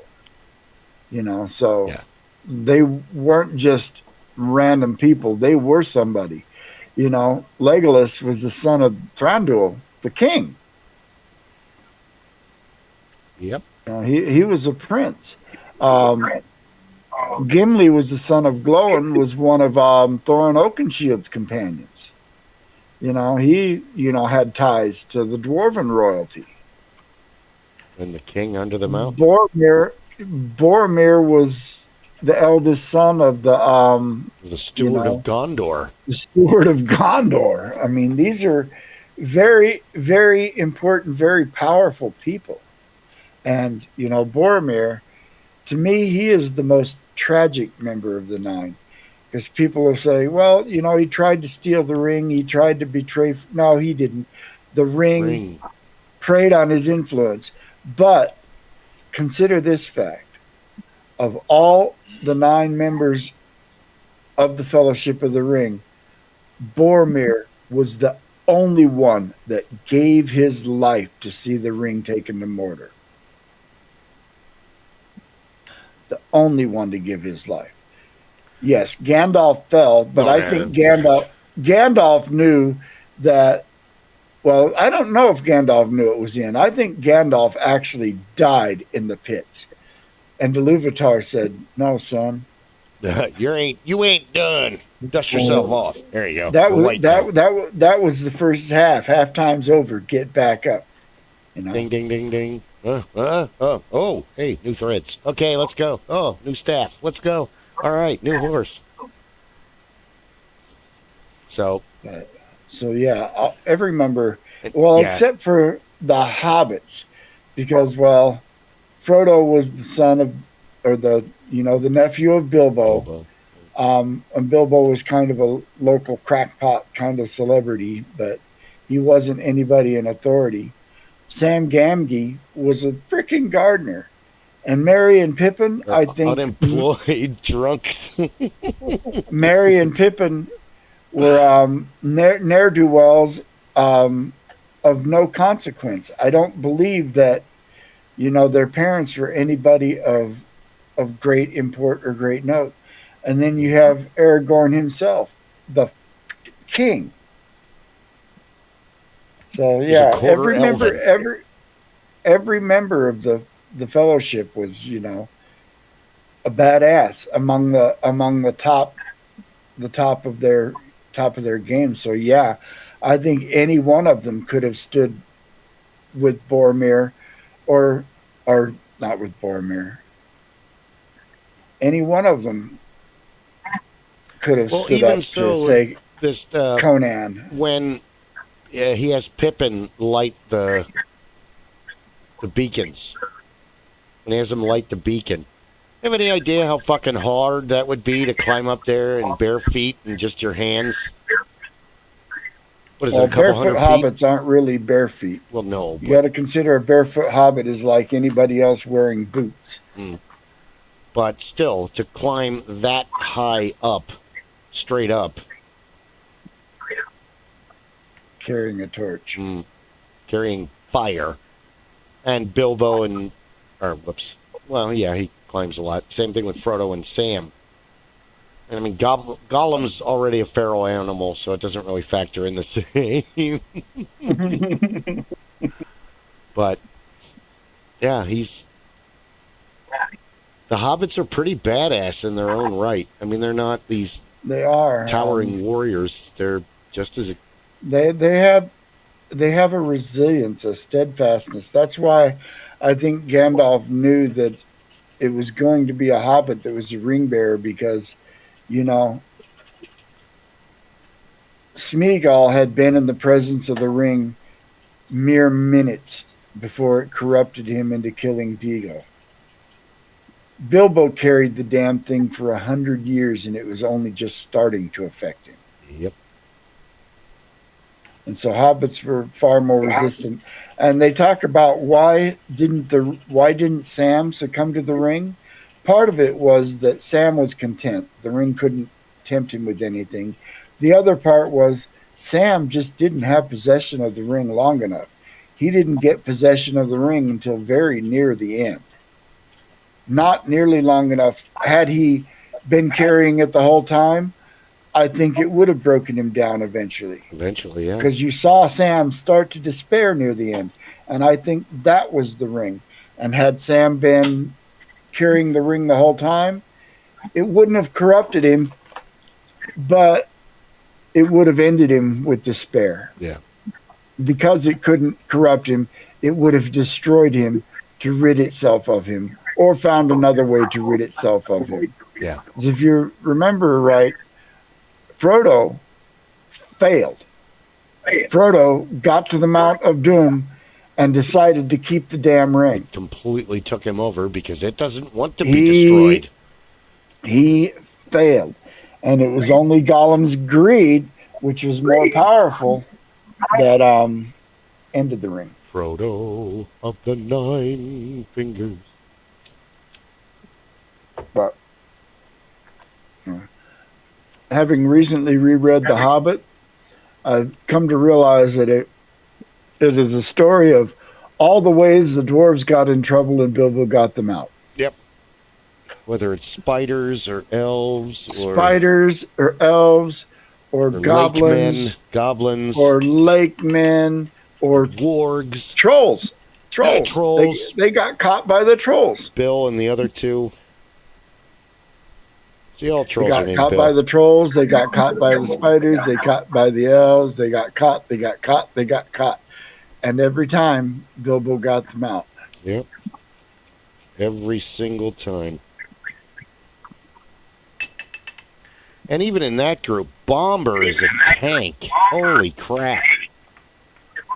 I mean, I heard they kind of make him a clown in the movie, but in the books, yeah, he's the biggest and he's kind of overweight, but he's a badass. He survives the Battle of Five Armies. Not all of them do. No, a lot of them don't. And while I really enjoyed the Hobbit movies as well, they really went off the reservation compared to the books. That's why I don't want to watch them. Because I absolutely love that book. Yes. The Battle of the Five Armies got a little out of hand. And they kept the spirit of the book, but they added things to it that had never happened, like a romance between a dwarf and an elf. Come on. Yes. No, exactly. They're on again. No. They're frenemies. This is why I enjoyed the movies, but I really thought that, they took too many liberties with things. They were fun, but if you're a hardcore Lord of the Rings fan, I would not recommend seeing the Hobbit movies. You're going to be mad. You're going to be mad. Me, I'm not one of those people that, everything has to be right. But you have to respect canon to a certain extent.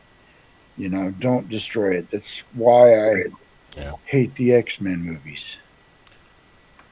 Make it make sense. Well, if you make a movie about a series that's been around since the mid-'60s, you should probably start in the 60s. Yeah, and the other thing is that only a couple things are going to happen. You're going to piss everybody off that's a super fan, or you're going to confuse everybody that hadn't seen it. Yes. My issues were, first off, you have two eras of the X-Men. You have the original X-Men, Children of the Atom, early 60s, allegory to civil rights. And you have 4 X-Men, Beast, Iceman, Angel, Cyclops. Marvel and you Girl. have... She was at the very first, she wasn't a full team member at first. But Iceman is their heavy when she's not around. Yeah, Iceman, Beast, and he still looked human at the time, Angel and Cyclops. And then Jean Grey, Marvel Girl came along. And then, in the 70s, the mid-70s, Chris Claremont took over and completely rebooted the franchise. A lot of the original characters were gone. They brought in a lot of new characters. Some of the most popular X-Men there are came from Chris Claremont. Nightcrawler, Wolverine, Colossus, Kitty Pryde, Gambit, Storm, Rogue, Storm's brother Spike, Longshot, Magic, all of those. Guess who's going to be a Fanfusion this year? Who? Chris Claremont. Yes, really? He is. Oh, he can go get his autograph. Yes, and so their problem was that they took half of the original X-Men and combined them to the newer X-Men and kind of jumbled it up. If you're going to put it, let's say the movie took place in the 90s. If you're going to set the movie in the 90s, you don't cast a 20-something Cyclops. You cast a 40-something Cyclops or a 50-something Cyclops. You cast freaking Kurt Russell as Cyclops. And, Yeah. no loss to James Marsden. He did a really good job. But to me, he was just too young. Halle Berry, beautiful, easy on the eyes. Talented. Storm needed to be Angela Bassett. Angela Bassett needed to be somebody with dark skin and a freaking African accent. Dark skin. Badass. Have you seen Strange Days? Angela Bassett beats the shit out of everybody in that movie. Everybody in that movie gets their ass kicked. I agree. Yes, Strange Days is an awesome movie, and yes, she beats up everyone. Everyone. Hugh Jackman absolutely owned Wolverine. But my only issue is he's about 18 inches too tall to be Wolverine. That's true. Wolverine is only 5'3" in the comics and in the cartoons. In the movies, he's Hugh Jackman. He's like 6'1", 6. Two. He's tall. So, but yeah, that was, and they so many. Well, so many things went wrong with that movie. They completely ignored canon and said, "Oh, here's a bunch of characters. Let's cherry pick the characters we want and write a story we want, and not give anybody anything they want." And the problem is they got an all-star cast, but now you've pissed off all the comic book fans. And then you've got the story is so out of. The Fantastic Four movie, the one with Ian Griffith and Jessica Alba, Michael Chiklis, and Chris Evans. It was a fun movie. It wasn't a bad movie. It stuck close to canon, close enough that they didn't really upset anything. They didn't push any boundaries with that movie. It was predictable, and it set up what could have been a franchise. I think the second movie was kind of a disappointment. The wedding should have been 5 minutes like it was in the comic, but they made a big deal about it. In the Marvel world, and you guys can argue with me as much as you like, Sue and Richard's wedding is a bump in the timeline of Marvel. Peter Parker and Mary Jane's wedding is a huge fucking deal. So big, in fact, it was a double issue, and there were 2 different covers. One of Peter Parker and one of him dressed as Spider-Man. I have them both. Because you never know what's going to be worth money.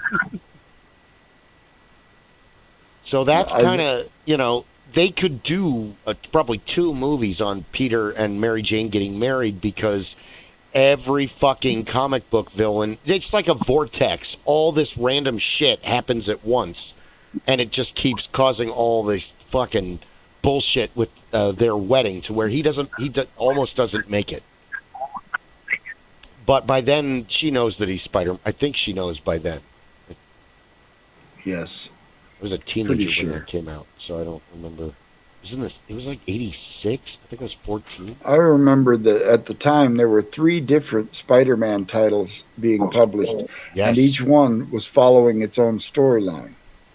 The Peter Parker, the Spectacular Spider-Man, the Amazing Spider-Man, and Web of Spider-Man. And then you had Marvel Tales, which was reprints of the old Spider-Man comics. Mm. Old Spider-Man is old. Spider-Man and Fantastic Four and X-Men are kind of like I'm getting an echo of everything off of Rob's microphone. Yeah. But they forged New York.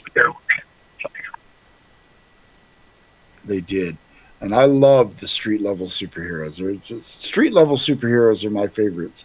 The Spider-Mans and Luke Cage, Iron Fist, Daredevil. Those are the heroes that I love. Falcon starts out as a street level superhero, but you don't get to enjoy any of that in the movies. He's immediately an Avenger. That doesn't happen overnight. He has to work to become an Avenger. He had to earn that shit. Yep. In the streets of New York, in the bad streets. Who else? There's another street level. Daredevil. We need to talk about Daredevil if we're going to talk about Daredevil is my absolute favorite because really, he doesn't have super strength. He doesn't have super speed. No, not really. The only thing he's got super is his senses. Everything else is training and discipline. And of course, he was trained by Stick, who was a blind ninja himself. And so, that's what made Daredevil to me so interesting, is that he was peak level human physicality, and that was it. Same with Captain America. Not cinema Captain America, who could, leap an 8-foot fence and rip off a car door. Captain America from the comic books, even in the Handbook of the Marvel Universe, only listed him as peak physical human condition.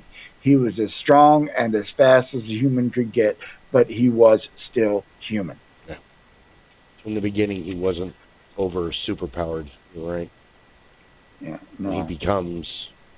It's a superhero soldier form.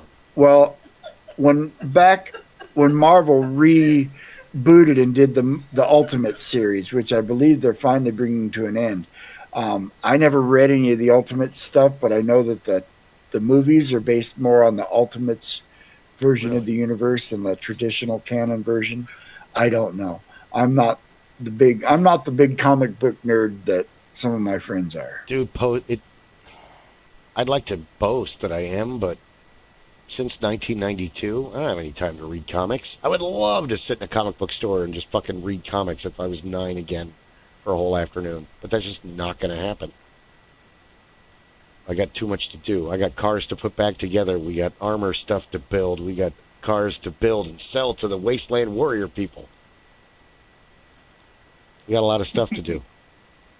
So, yeah, Pete needs help out at the ranch. It's so many projects. So,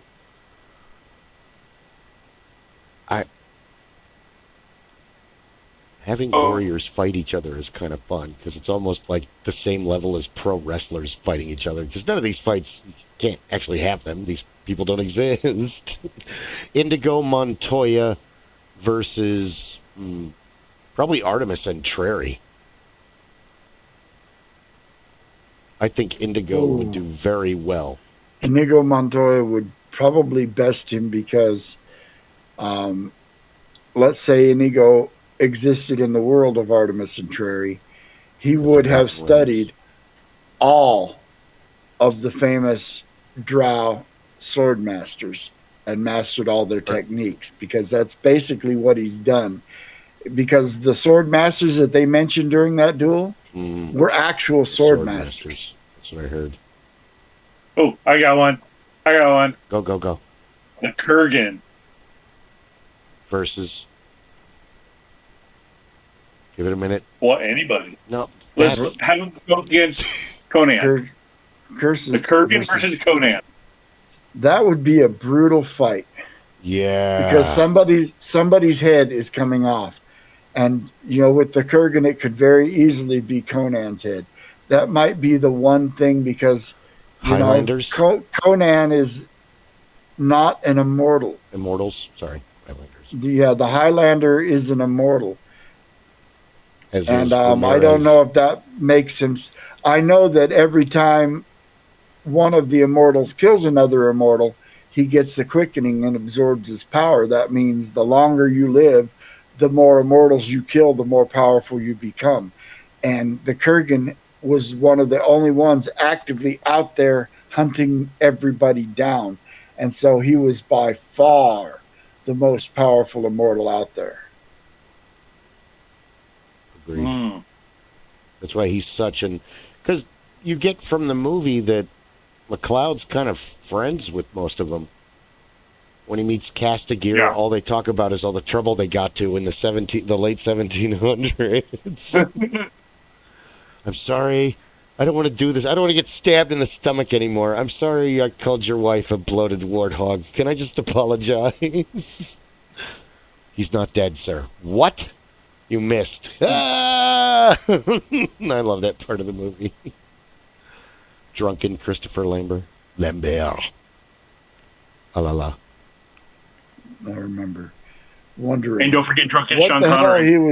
what the hell he was doing, Christopher Lambert, in the Mortal Kombat movie. Lambert. He was Raiden for some But reason. why? Of Of all the people that could have been Raiden, what?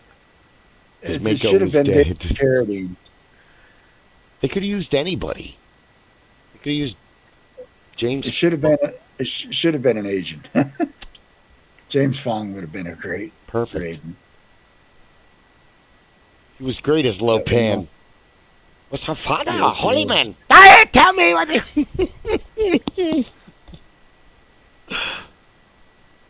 She has green eyes. Chinese Mortal girl. Kombat was an awesome movie. Yeah, It is my wife's favorite movie of all time. really?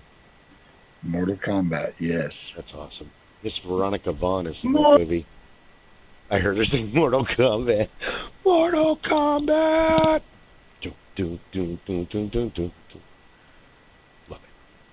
Now, would that be considered EDM music for Mortal Kombat? Yes, the Mortal Kombat theme is definitely EDM. Pretty much. Absolutely. It works. Yeah, let's put the Mortal Kombat theme in Dance Dance Revolution. I want to see that. Now, I support I this. play a video game called Left 4 Dead 2. It's basically shooting zombie hordes, and there are some specialist zombies in it.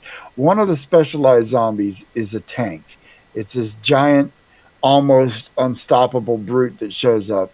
And when the tank shows up, it has music that starts off low and builds. So after about 5 seconds, it hits a crescendo to let you know, well, a tank has been coming for about 5 seconds now, and now you know it.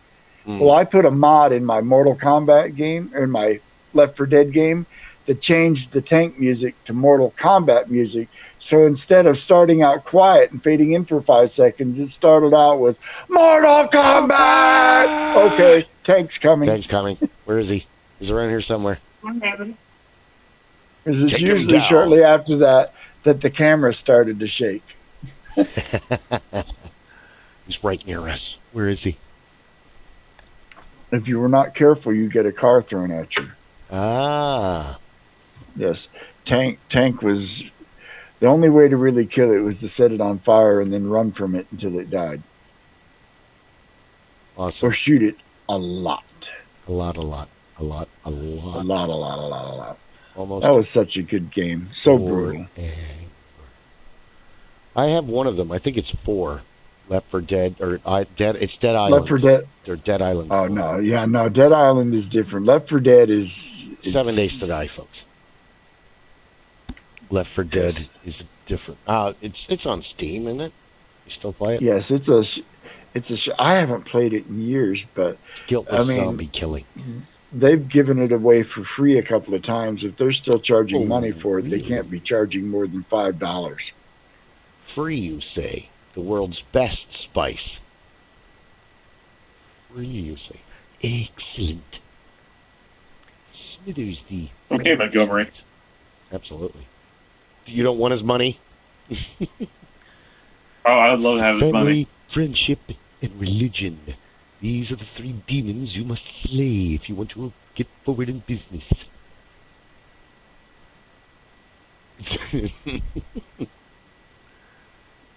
So,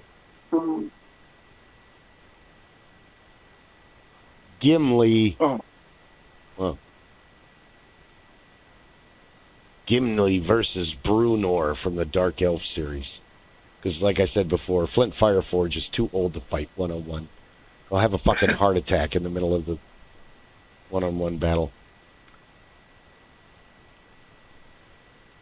He would not. No, I love Flint, but he's at the end, dude. He's not Bruno or ooh, Gimli.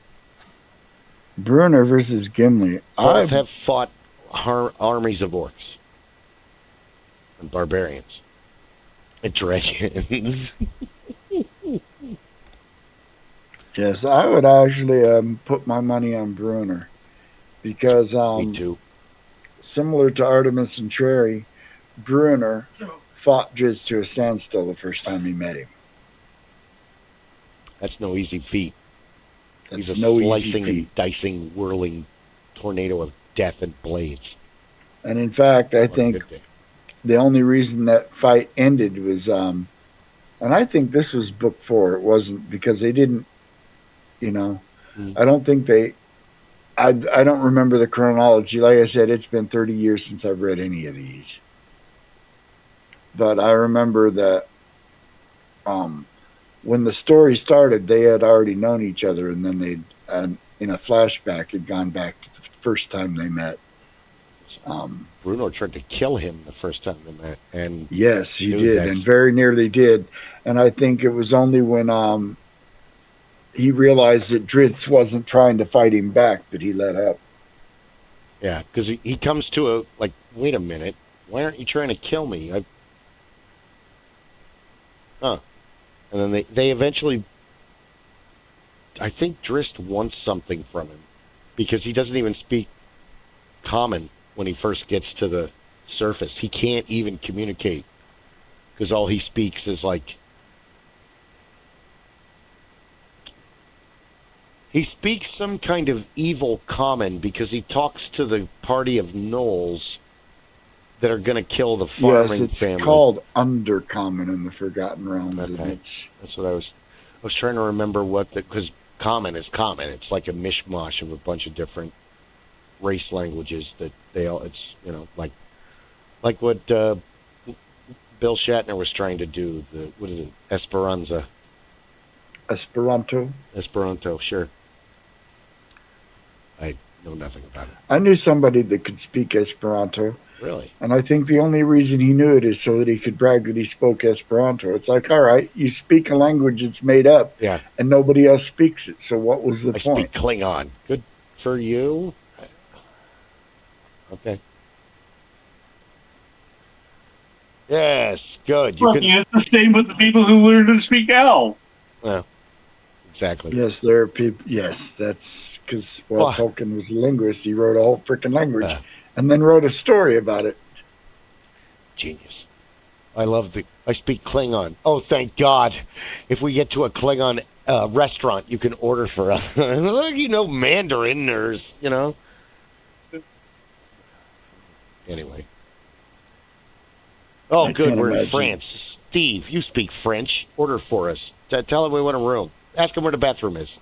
Where do we get the wine? I like Steve Martin's take on it. The French are so rude. You go to their country and they can't even have the common courtesy to speak English. I love Steve Martin. I used to smoke weed, but only in the late evening and only in the early evening, but not in the middle evening, but towards the middle of the center of the evening. But then sometimes in the early middle evening, and then never at dusk. Never at dusk. That's what it is. Did I have that on my head the whole time? Oh, I must have looked ridiculous. Meanwhile, he rips out an amazing bluegrass solo. Cat jumping. People didn't know that he got started with bluegrass and then went into comedy and then back to bluegrass.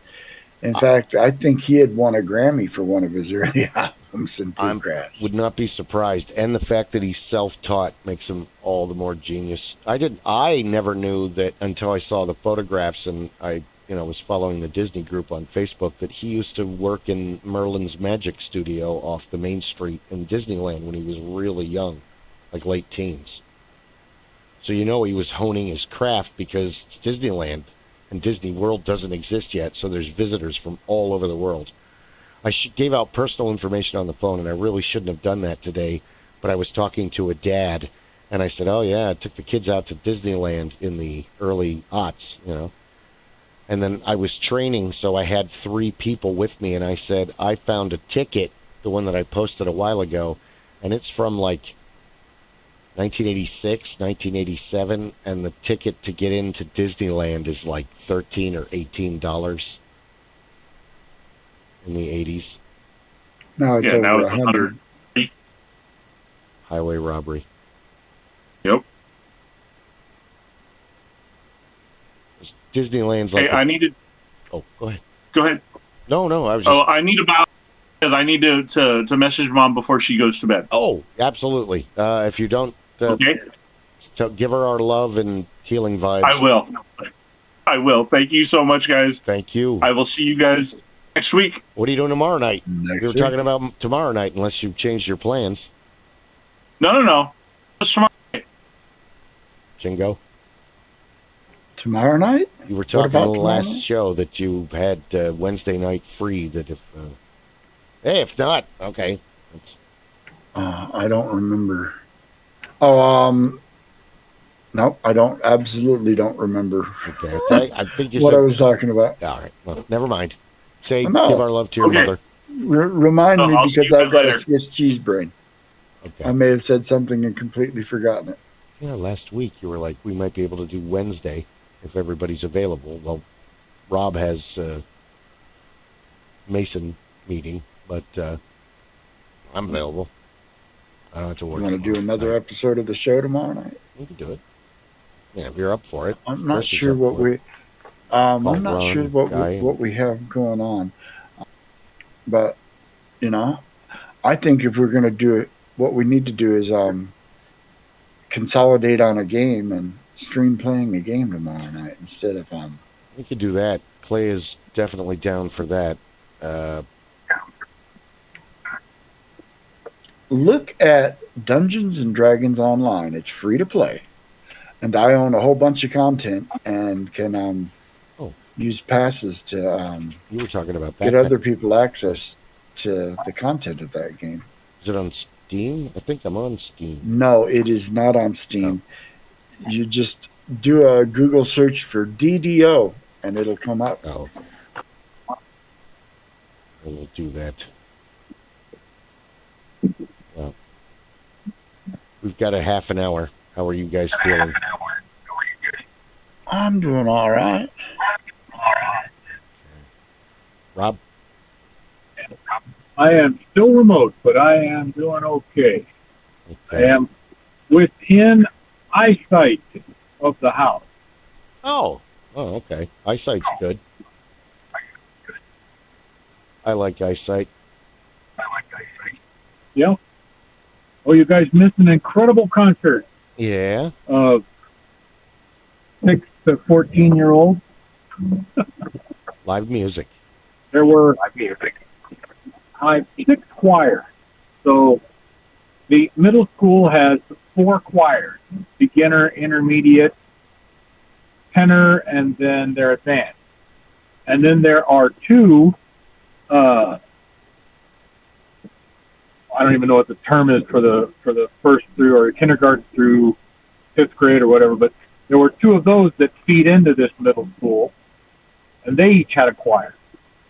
So each choir got to do their own, and then they all came together at the end to do one final song. And we're sitting there, and of course you can tell which parents are with which choir, because as soon as their kid's done, they're like ready to go. Oh, man. And didn't realize that this was this particular concert, the last song was the WWE Grand Slam finale, where everybody comes up on stage. And it was outside, so until everybody was on stage, you couldn't hear anything. It sounded like a Peanuts. My son kept asking me, "What are they singing? What are they singing?" I said, "Zachary, I'm so damn old right now. Everything sounds like Christmas time from the Peanuts Christmas." Yeah. That's probably it. Well, I'm glad it was a good concert until that point. She was very excited. The children, so her older and he's in the tenor choir. Isabel is in the beginner class. Oh. So they were both very happy with what they were do, and then they are all playing volleyball now. So of course, my poor son was losing his mind because it was okay. Now we have to get Natalie home or get Natalie to her volleyball practice, but she's 40 minutes late to that. And then and if I could get Radar, a date with a hairdryer. So. Go, go, go, go, go. Don't miss those days. A good time was had by it. Good. That's the important thing. Now I'm old and I'm slow and I can't take too much excitement. I can't move that fast. You're going to have to wait for me, Sonny. What? Yeah. Yeah. We become Statler and Waldorf. What'd you wake me up for? There we go. All right. Out in the shop. We were talking about, wow, you heard, fictional fighters. I'm trying to think of some others. Yeah, you could. I like fictional fighters. I'm a fictional fighter. I fought in the SCA. There you go. That'll work. Samurai Jack. Ooh. Versus Drist? Conan? Versus Drist, yes. Ooh. Samurai Jack almost exclusively fights supernatural beings and demons. Mm-hmm. Which means he's got to be a super BAMF. True. I think he would do very well because he's a very focused and driven warrior. Samurai. Driz would have a hard time breaking his defenses. But fairly evenly matched. Be the same fight as if he fought Indigo Montoya or yes, another highly skilled. I think Drizzt and Samurai Jack are in the opposite spectrum, though. Drizzt is all fluid movements and constant motion, whereas Samurai Jack is very, minimal motion, movement, minimal effort, all very focus. Conserved energy, all focus. I move my blade an inch, and it just happens to be where, it needs to be to block your fancy stuff. And so I think you'd see Driss dance around Jack a lot and not be able to penetrate his defenses. You might be onto something there. And, much like Conan, Drist can't be the answer to every, No, right. And then you get into modern warriors, pick anybody from the John Wick movies. Let's say, all right, take their guns away, and still, It's one thing I liked about the whole John Wick universe is, two assassins. They're in a mall. There's an atrium between them. That guy's over there. I'm over here. We're running along. We're shooting pistols at each other. And there are civilians everywhere, and the civilians aren't even reacting as if anything is going on. That's the kind of world that you live in, that the assassins are so professional that people don't accidentally get shot in John Wick world. Only the people who need to be shot get shot. Because how many innocent bystanders did you ever see get hurt in the John Wick movies? None. None by the professionals. None by the professionals. The amateurs cause harm to the bystanders, and that was more in the first one, where the son was causing all kinds of difficulties. But you're right, the professionals are just that, very professional. They with intent, low key. Nobody needs to see what we're doing or pay attention to what we're doing. And while I might not hit my target, I will never accidentally hit something that I don't want to hit. Mm. It's just, bullet ballet, I guess you would call it. Very interesting. Other modern day killing machines besides Wick. RoboCop. Robocop. He's a bit more sci-fi, but I think Yeah, he's not really a human either.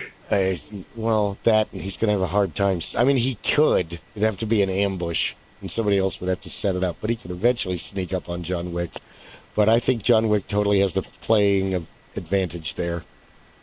With John Wick would smoke RoboCop. There's not even a question at all. What about Remo Williams? Ooh, see, Remo Williams is another one of those Mary Sues that, Remo Williams, and there are a few others, Mac Bolan, and there's one other, and I can't Billy Jack and... No, there was another one who had a whole series of, novels the same way, Mac Bolan and that, and I can't remember his name, but they're, they never lose. The Mary Sue,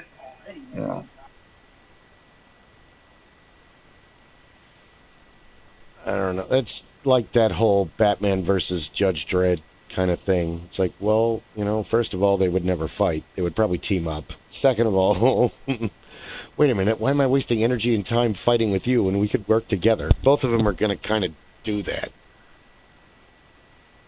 That's the problem. Oh, this good guy fight this good guy. Well, they don't normally do that. Judge Dredd's not really a good guy. No. But he's not really a villain. If he got a warrant to go after Batman, he would. He totally would. He would totally bring him down. Yes. But, It's like the Batman versus Wolverine. Who would win? That all goes down to the venue. If you give them a whole city, Wolverine doesn't stand a chance. You drop him in a cage, Bruce Wayne doesn't stand a chance. Because there's nothing he's got that are going to stop those adamantium claws from cutting him up into pieces. His armor isn't tough enough. It's ballistic armor. It stops bullets and the occasional blade. But, given a whole city, though, Wolverine would never see Batman coming, and Batman would figure out a way to neutralize him before he ever faced him. I mean, this is a guy that's got kryptonite in his belt in case he ever has to fight Superman. The only thing I think that would give Wolverine an advantage is he is very slightly controlled Punisher. So he's not only does he have the physical skills, he has the animal instincts and all of that capacity, but he has a century of combat experience and knowledge that he can draw upon at any moment in time. So he's kind of the living embodiment of, if it's not nailed down, it's a weapon. If it is nailed down, it's still a weapon. I just have to use it a little harder. It's nailed down. It's a mount for an enemy trophy. Stuck him on the pole. But you're right, Batman's got all of the technology, and unless Wolverine understands the technology that he's up against, he doesn't necessarily have a ready counter, because he's not carrying that kind of thing. Because Batman will never let him see him coming. Especially Bruce Wayne will hit him in a way where, I said, give him a city and time to plan it, and Batman will hit him in a way where he's, pepper spray him to neutralize his super senses, and then, do something to, neural inhibitors. Neural inhibitors or something, or, Yeah. No, I agree with that. Drop him in a cage and Batman is toast. Put him in the city and... Wolverine will give him a pretty good run for his money, but yeah, in the long run, Batman. Because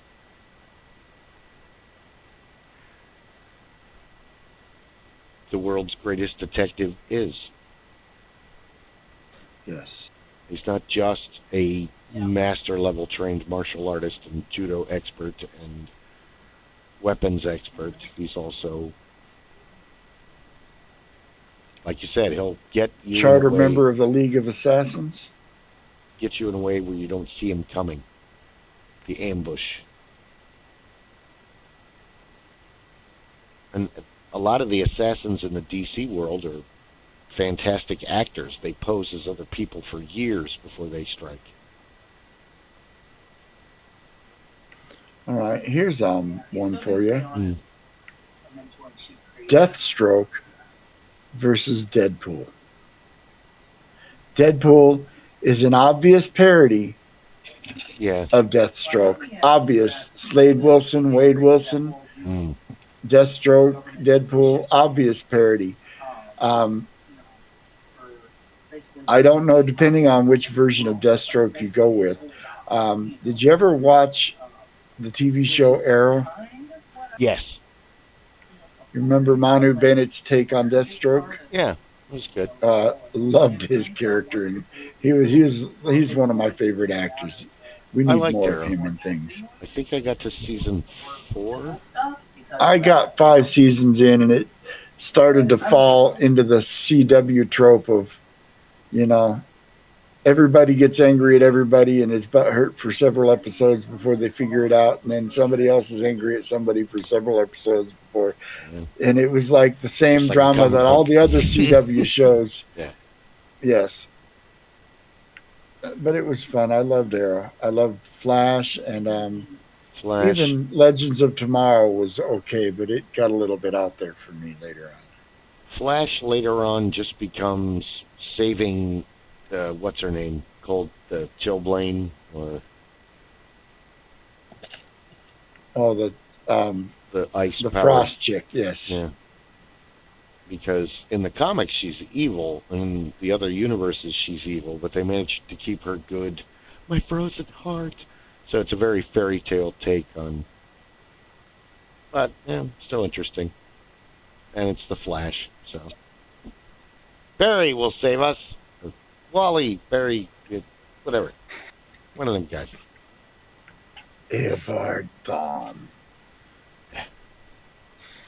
He never changes. But we got like but 4 Flash. I think the Flash and Arrow were exactly the TV we needed at the time. Yeah. Well, in the early 90s, Batman with Jack Nicholson really got things going in 89. In 91, you have The Rocketeer. And, Amazing movie. Just stellar. And then you have another Batman movie. You've got The Crow, Blade, Spawn. You've got all these really awesome movies that come out at that time because Tim Burton made Batman a little bit more like Frank Miller and a little less like TV. 1966. He made it nothing like the TV. And I think that's what people, when they first saw the first trailers of the Batman movie and were thinking, Adam West, Burt Ward, campy, goofy shtick, and then you see that wonderful shot of Batman in his cape doing the flip roll thing coming into the scene. It's like, okay, wow.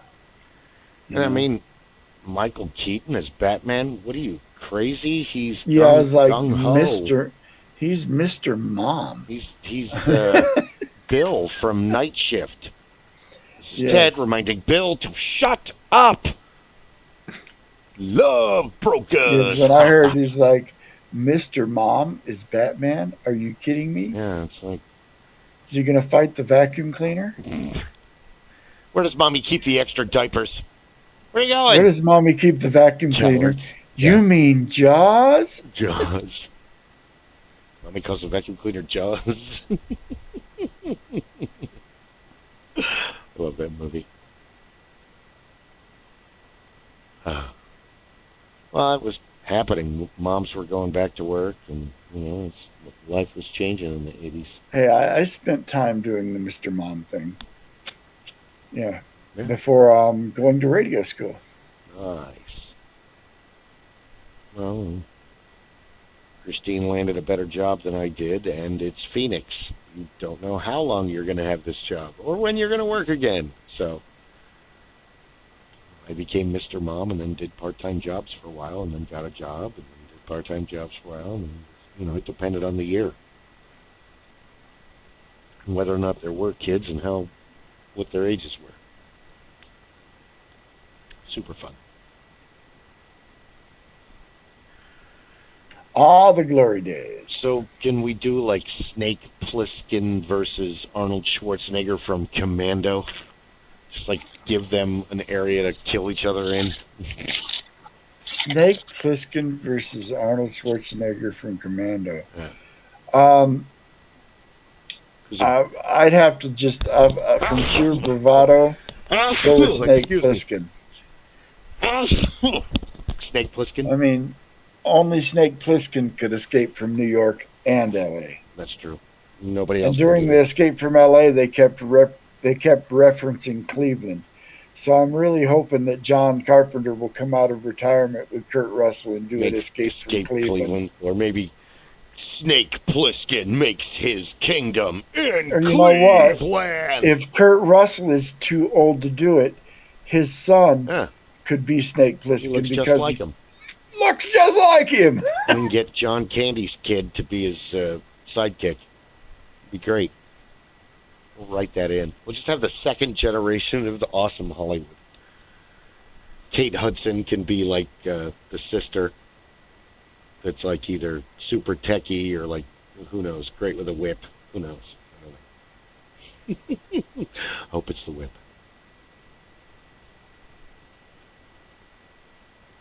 That was such an awesome movie. I wish he'd get back to making movies. I understand why he quit, because Hollywood just shit on him constantly. Oh, yeah. He made some of the greatest movies ever, and we just kind of treat him like he doesn't They all bomb at the box office, and then, later on, everybody's like... Cult classics. Well, I mean, what's he got? Well, I mean, seriously. What's The Thing. The Thing. The best horror movie ever. Best horror movie ever made. Prince of Darkness. That's a close fucking second. That movie scared the shit out of me. Prince of Darkness is right up. Vampires. Big Trouble in Little China. I was getting to that one. Big Trouble in Little China. Halloween. The fucking horror movie besides The Thing, and the beginning kinda of the horror character Freddy. Really, Michael. the slasher. Yeah. It wasn't the first slasher movie. No, it was not the first. But it set the standard. The town that was afraid of... It set the standard. Yeah. It set the standard that everybody, there wouldn't be a Scream if it wasn't for Halloween. Wouldn't be there wouldn't be a Friday the Jason. 13th. None of it. Or Freddy. And I recently watched my favorite thing is I like to tell people, do you remember how bloody Halloween was? It wasn't. There was no blood. I don't remember any blood. They never actually showed any of the murders. Yeah. They just kind of show up dead. Horror movies kind of show up dead and showed him right before it happened, and then it was all very well done. Let your mind imagine. Yeah, because your mind does more damage than what can be written. Because that's what made Phantasm so terrifying. It gave you just enough to completely, for weeks. I wouldn't go outside after dark after watching Phantasm. We went and saw it as part of a triple feature in the drive-in movies. That movie scarred me. I would not go outside after dark because I was afraid of flying silver balls with blades on them. Angus screwed up. Oh, man. Get out of here, dude. You're scaring the children. From what I understand, that guy, the guy that played Angus Scrimm, was like a real sweetheart. Or Angus Scrimm was his real name, right? I think that's his real name. I forget what the character's name is that he plays. They just called him the Tall Man. The Tall Man, yeah. He never had a name.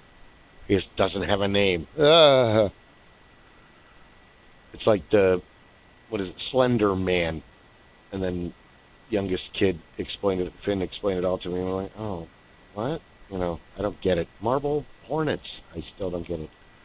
So I'll have to check it all out again. I still don't get it.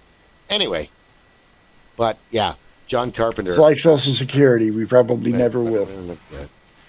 Starman. Recently rewatched that. And it's actually a terribly sad movie. Man waiting in the sky. But it kind of gives you a reason why she was cast in Raiders of the Lost Ark. Because she really gets put through the emotional fucking ringer in that movie. Where an alien comes to Earth and becomes her dead husband, who she's obsessed with. No wonder she's drinking the whole movie. And then he just leaves. I'm only here for so many days. Meanwhile, the scientist is like, you answered our thing!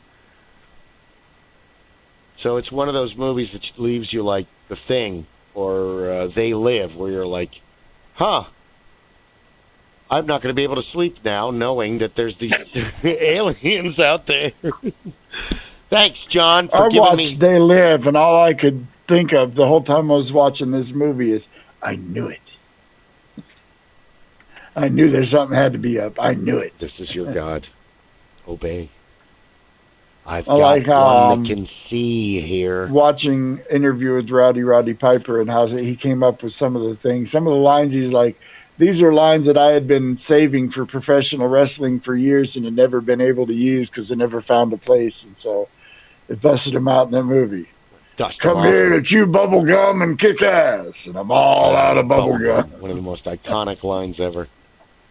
Put on the glasses. No! Best fight ever.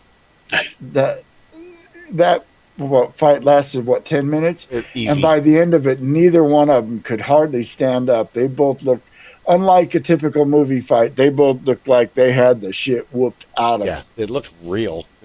John was really getting into the blood that day. What else? I know there's more movies that he directed that we haven't mentioned, but we've mentioned quite many of them. Well, we got 5 minutes. Or you guys are too tired to go on. I've been up since 3:30. I'm at that. Yeah, I got up at about 3:30 this morning too, and have been going. But I have tomorrow off. I have tomorrow off because my wife was supposed to have a staff meeting after work, and so she's like, "On this day, I have a staff meeting after work." Oh, good. I will take the day off so I don't have to stay late at work. So I take the day off. Oh, our staff meeting was moved. Well, I still have the day off. I'm not giving that back. I'm lucky at my job. We have a thing where if I can find somebody else that wants to come in and cover my shift, I can do that.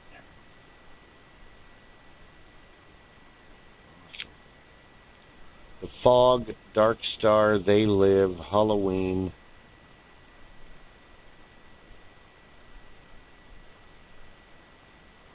Halloween, Myers. Ghosts of Mars, Silent Predators, El Diablo, Blood River, Black Moon Rising. I forgot that he did that. Better Late Than Never, Somebody's Watching Me, Zuma Beach, Eyes of Laura Mars, Assault on Precinct 13, Dark Star, Resurrection of Bronco Billy, and Captain Voyeur. So from 1969, Captain Voyeur is his very first thing. It's a short.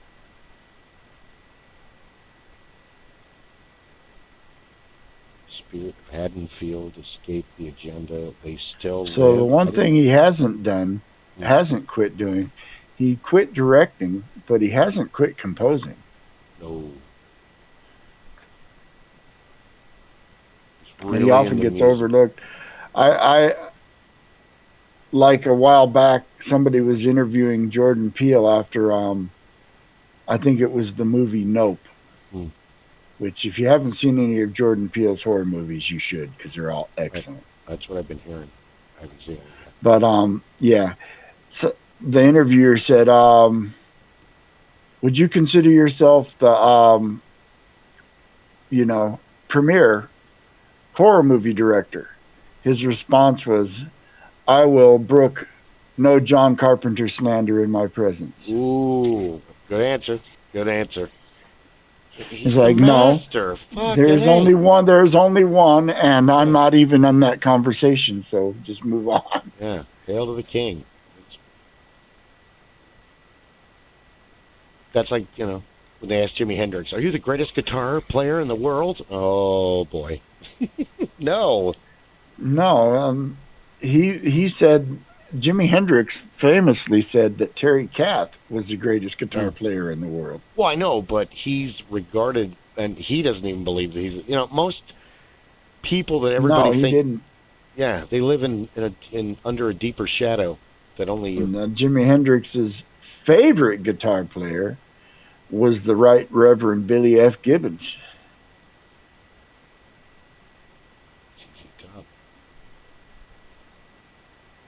Yeah, he is good. They're all three of those. Well, Dusty's no longer with us, but Frank and Billy and Dusty.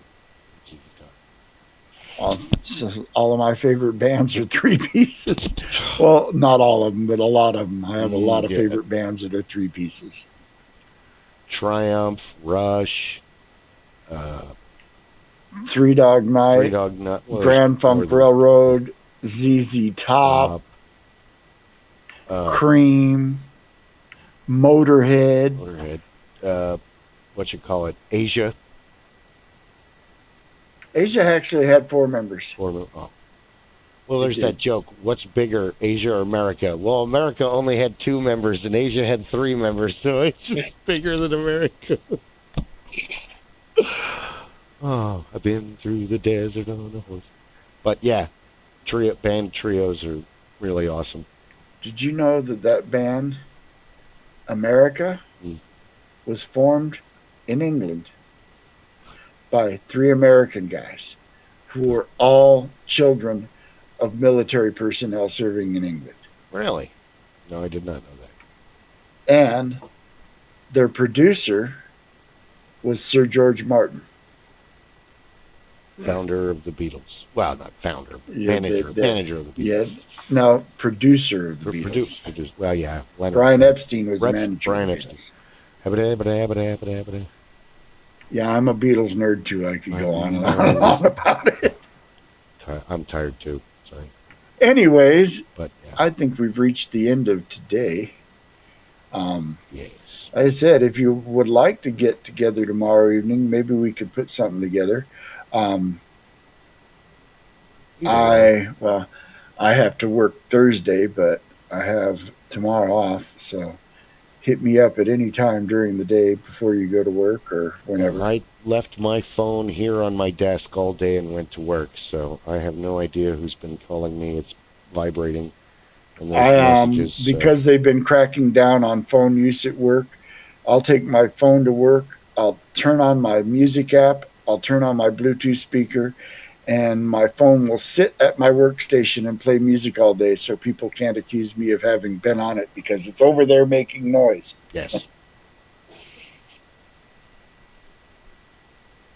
Absolutely. Without telling them that I have actually an extra cell phone in my backpack.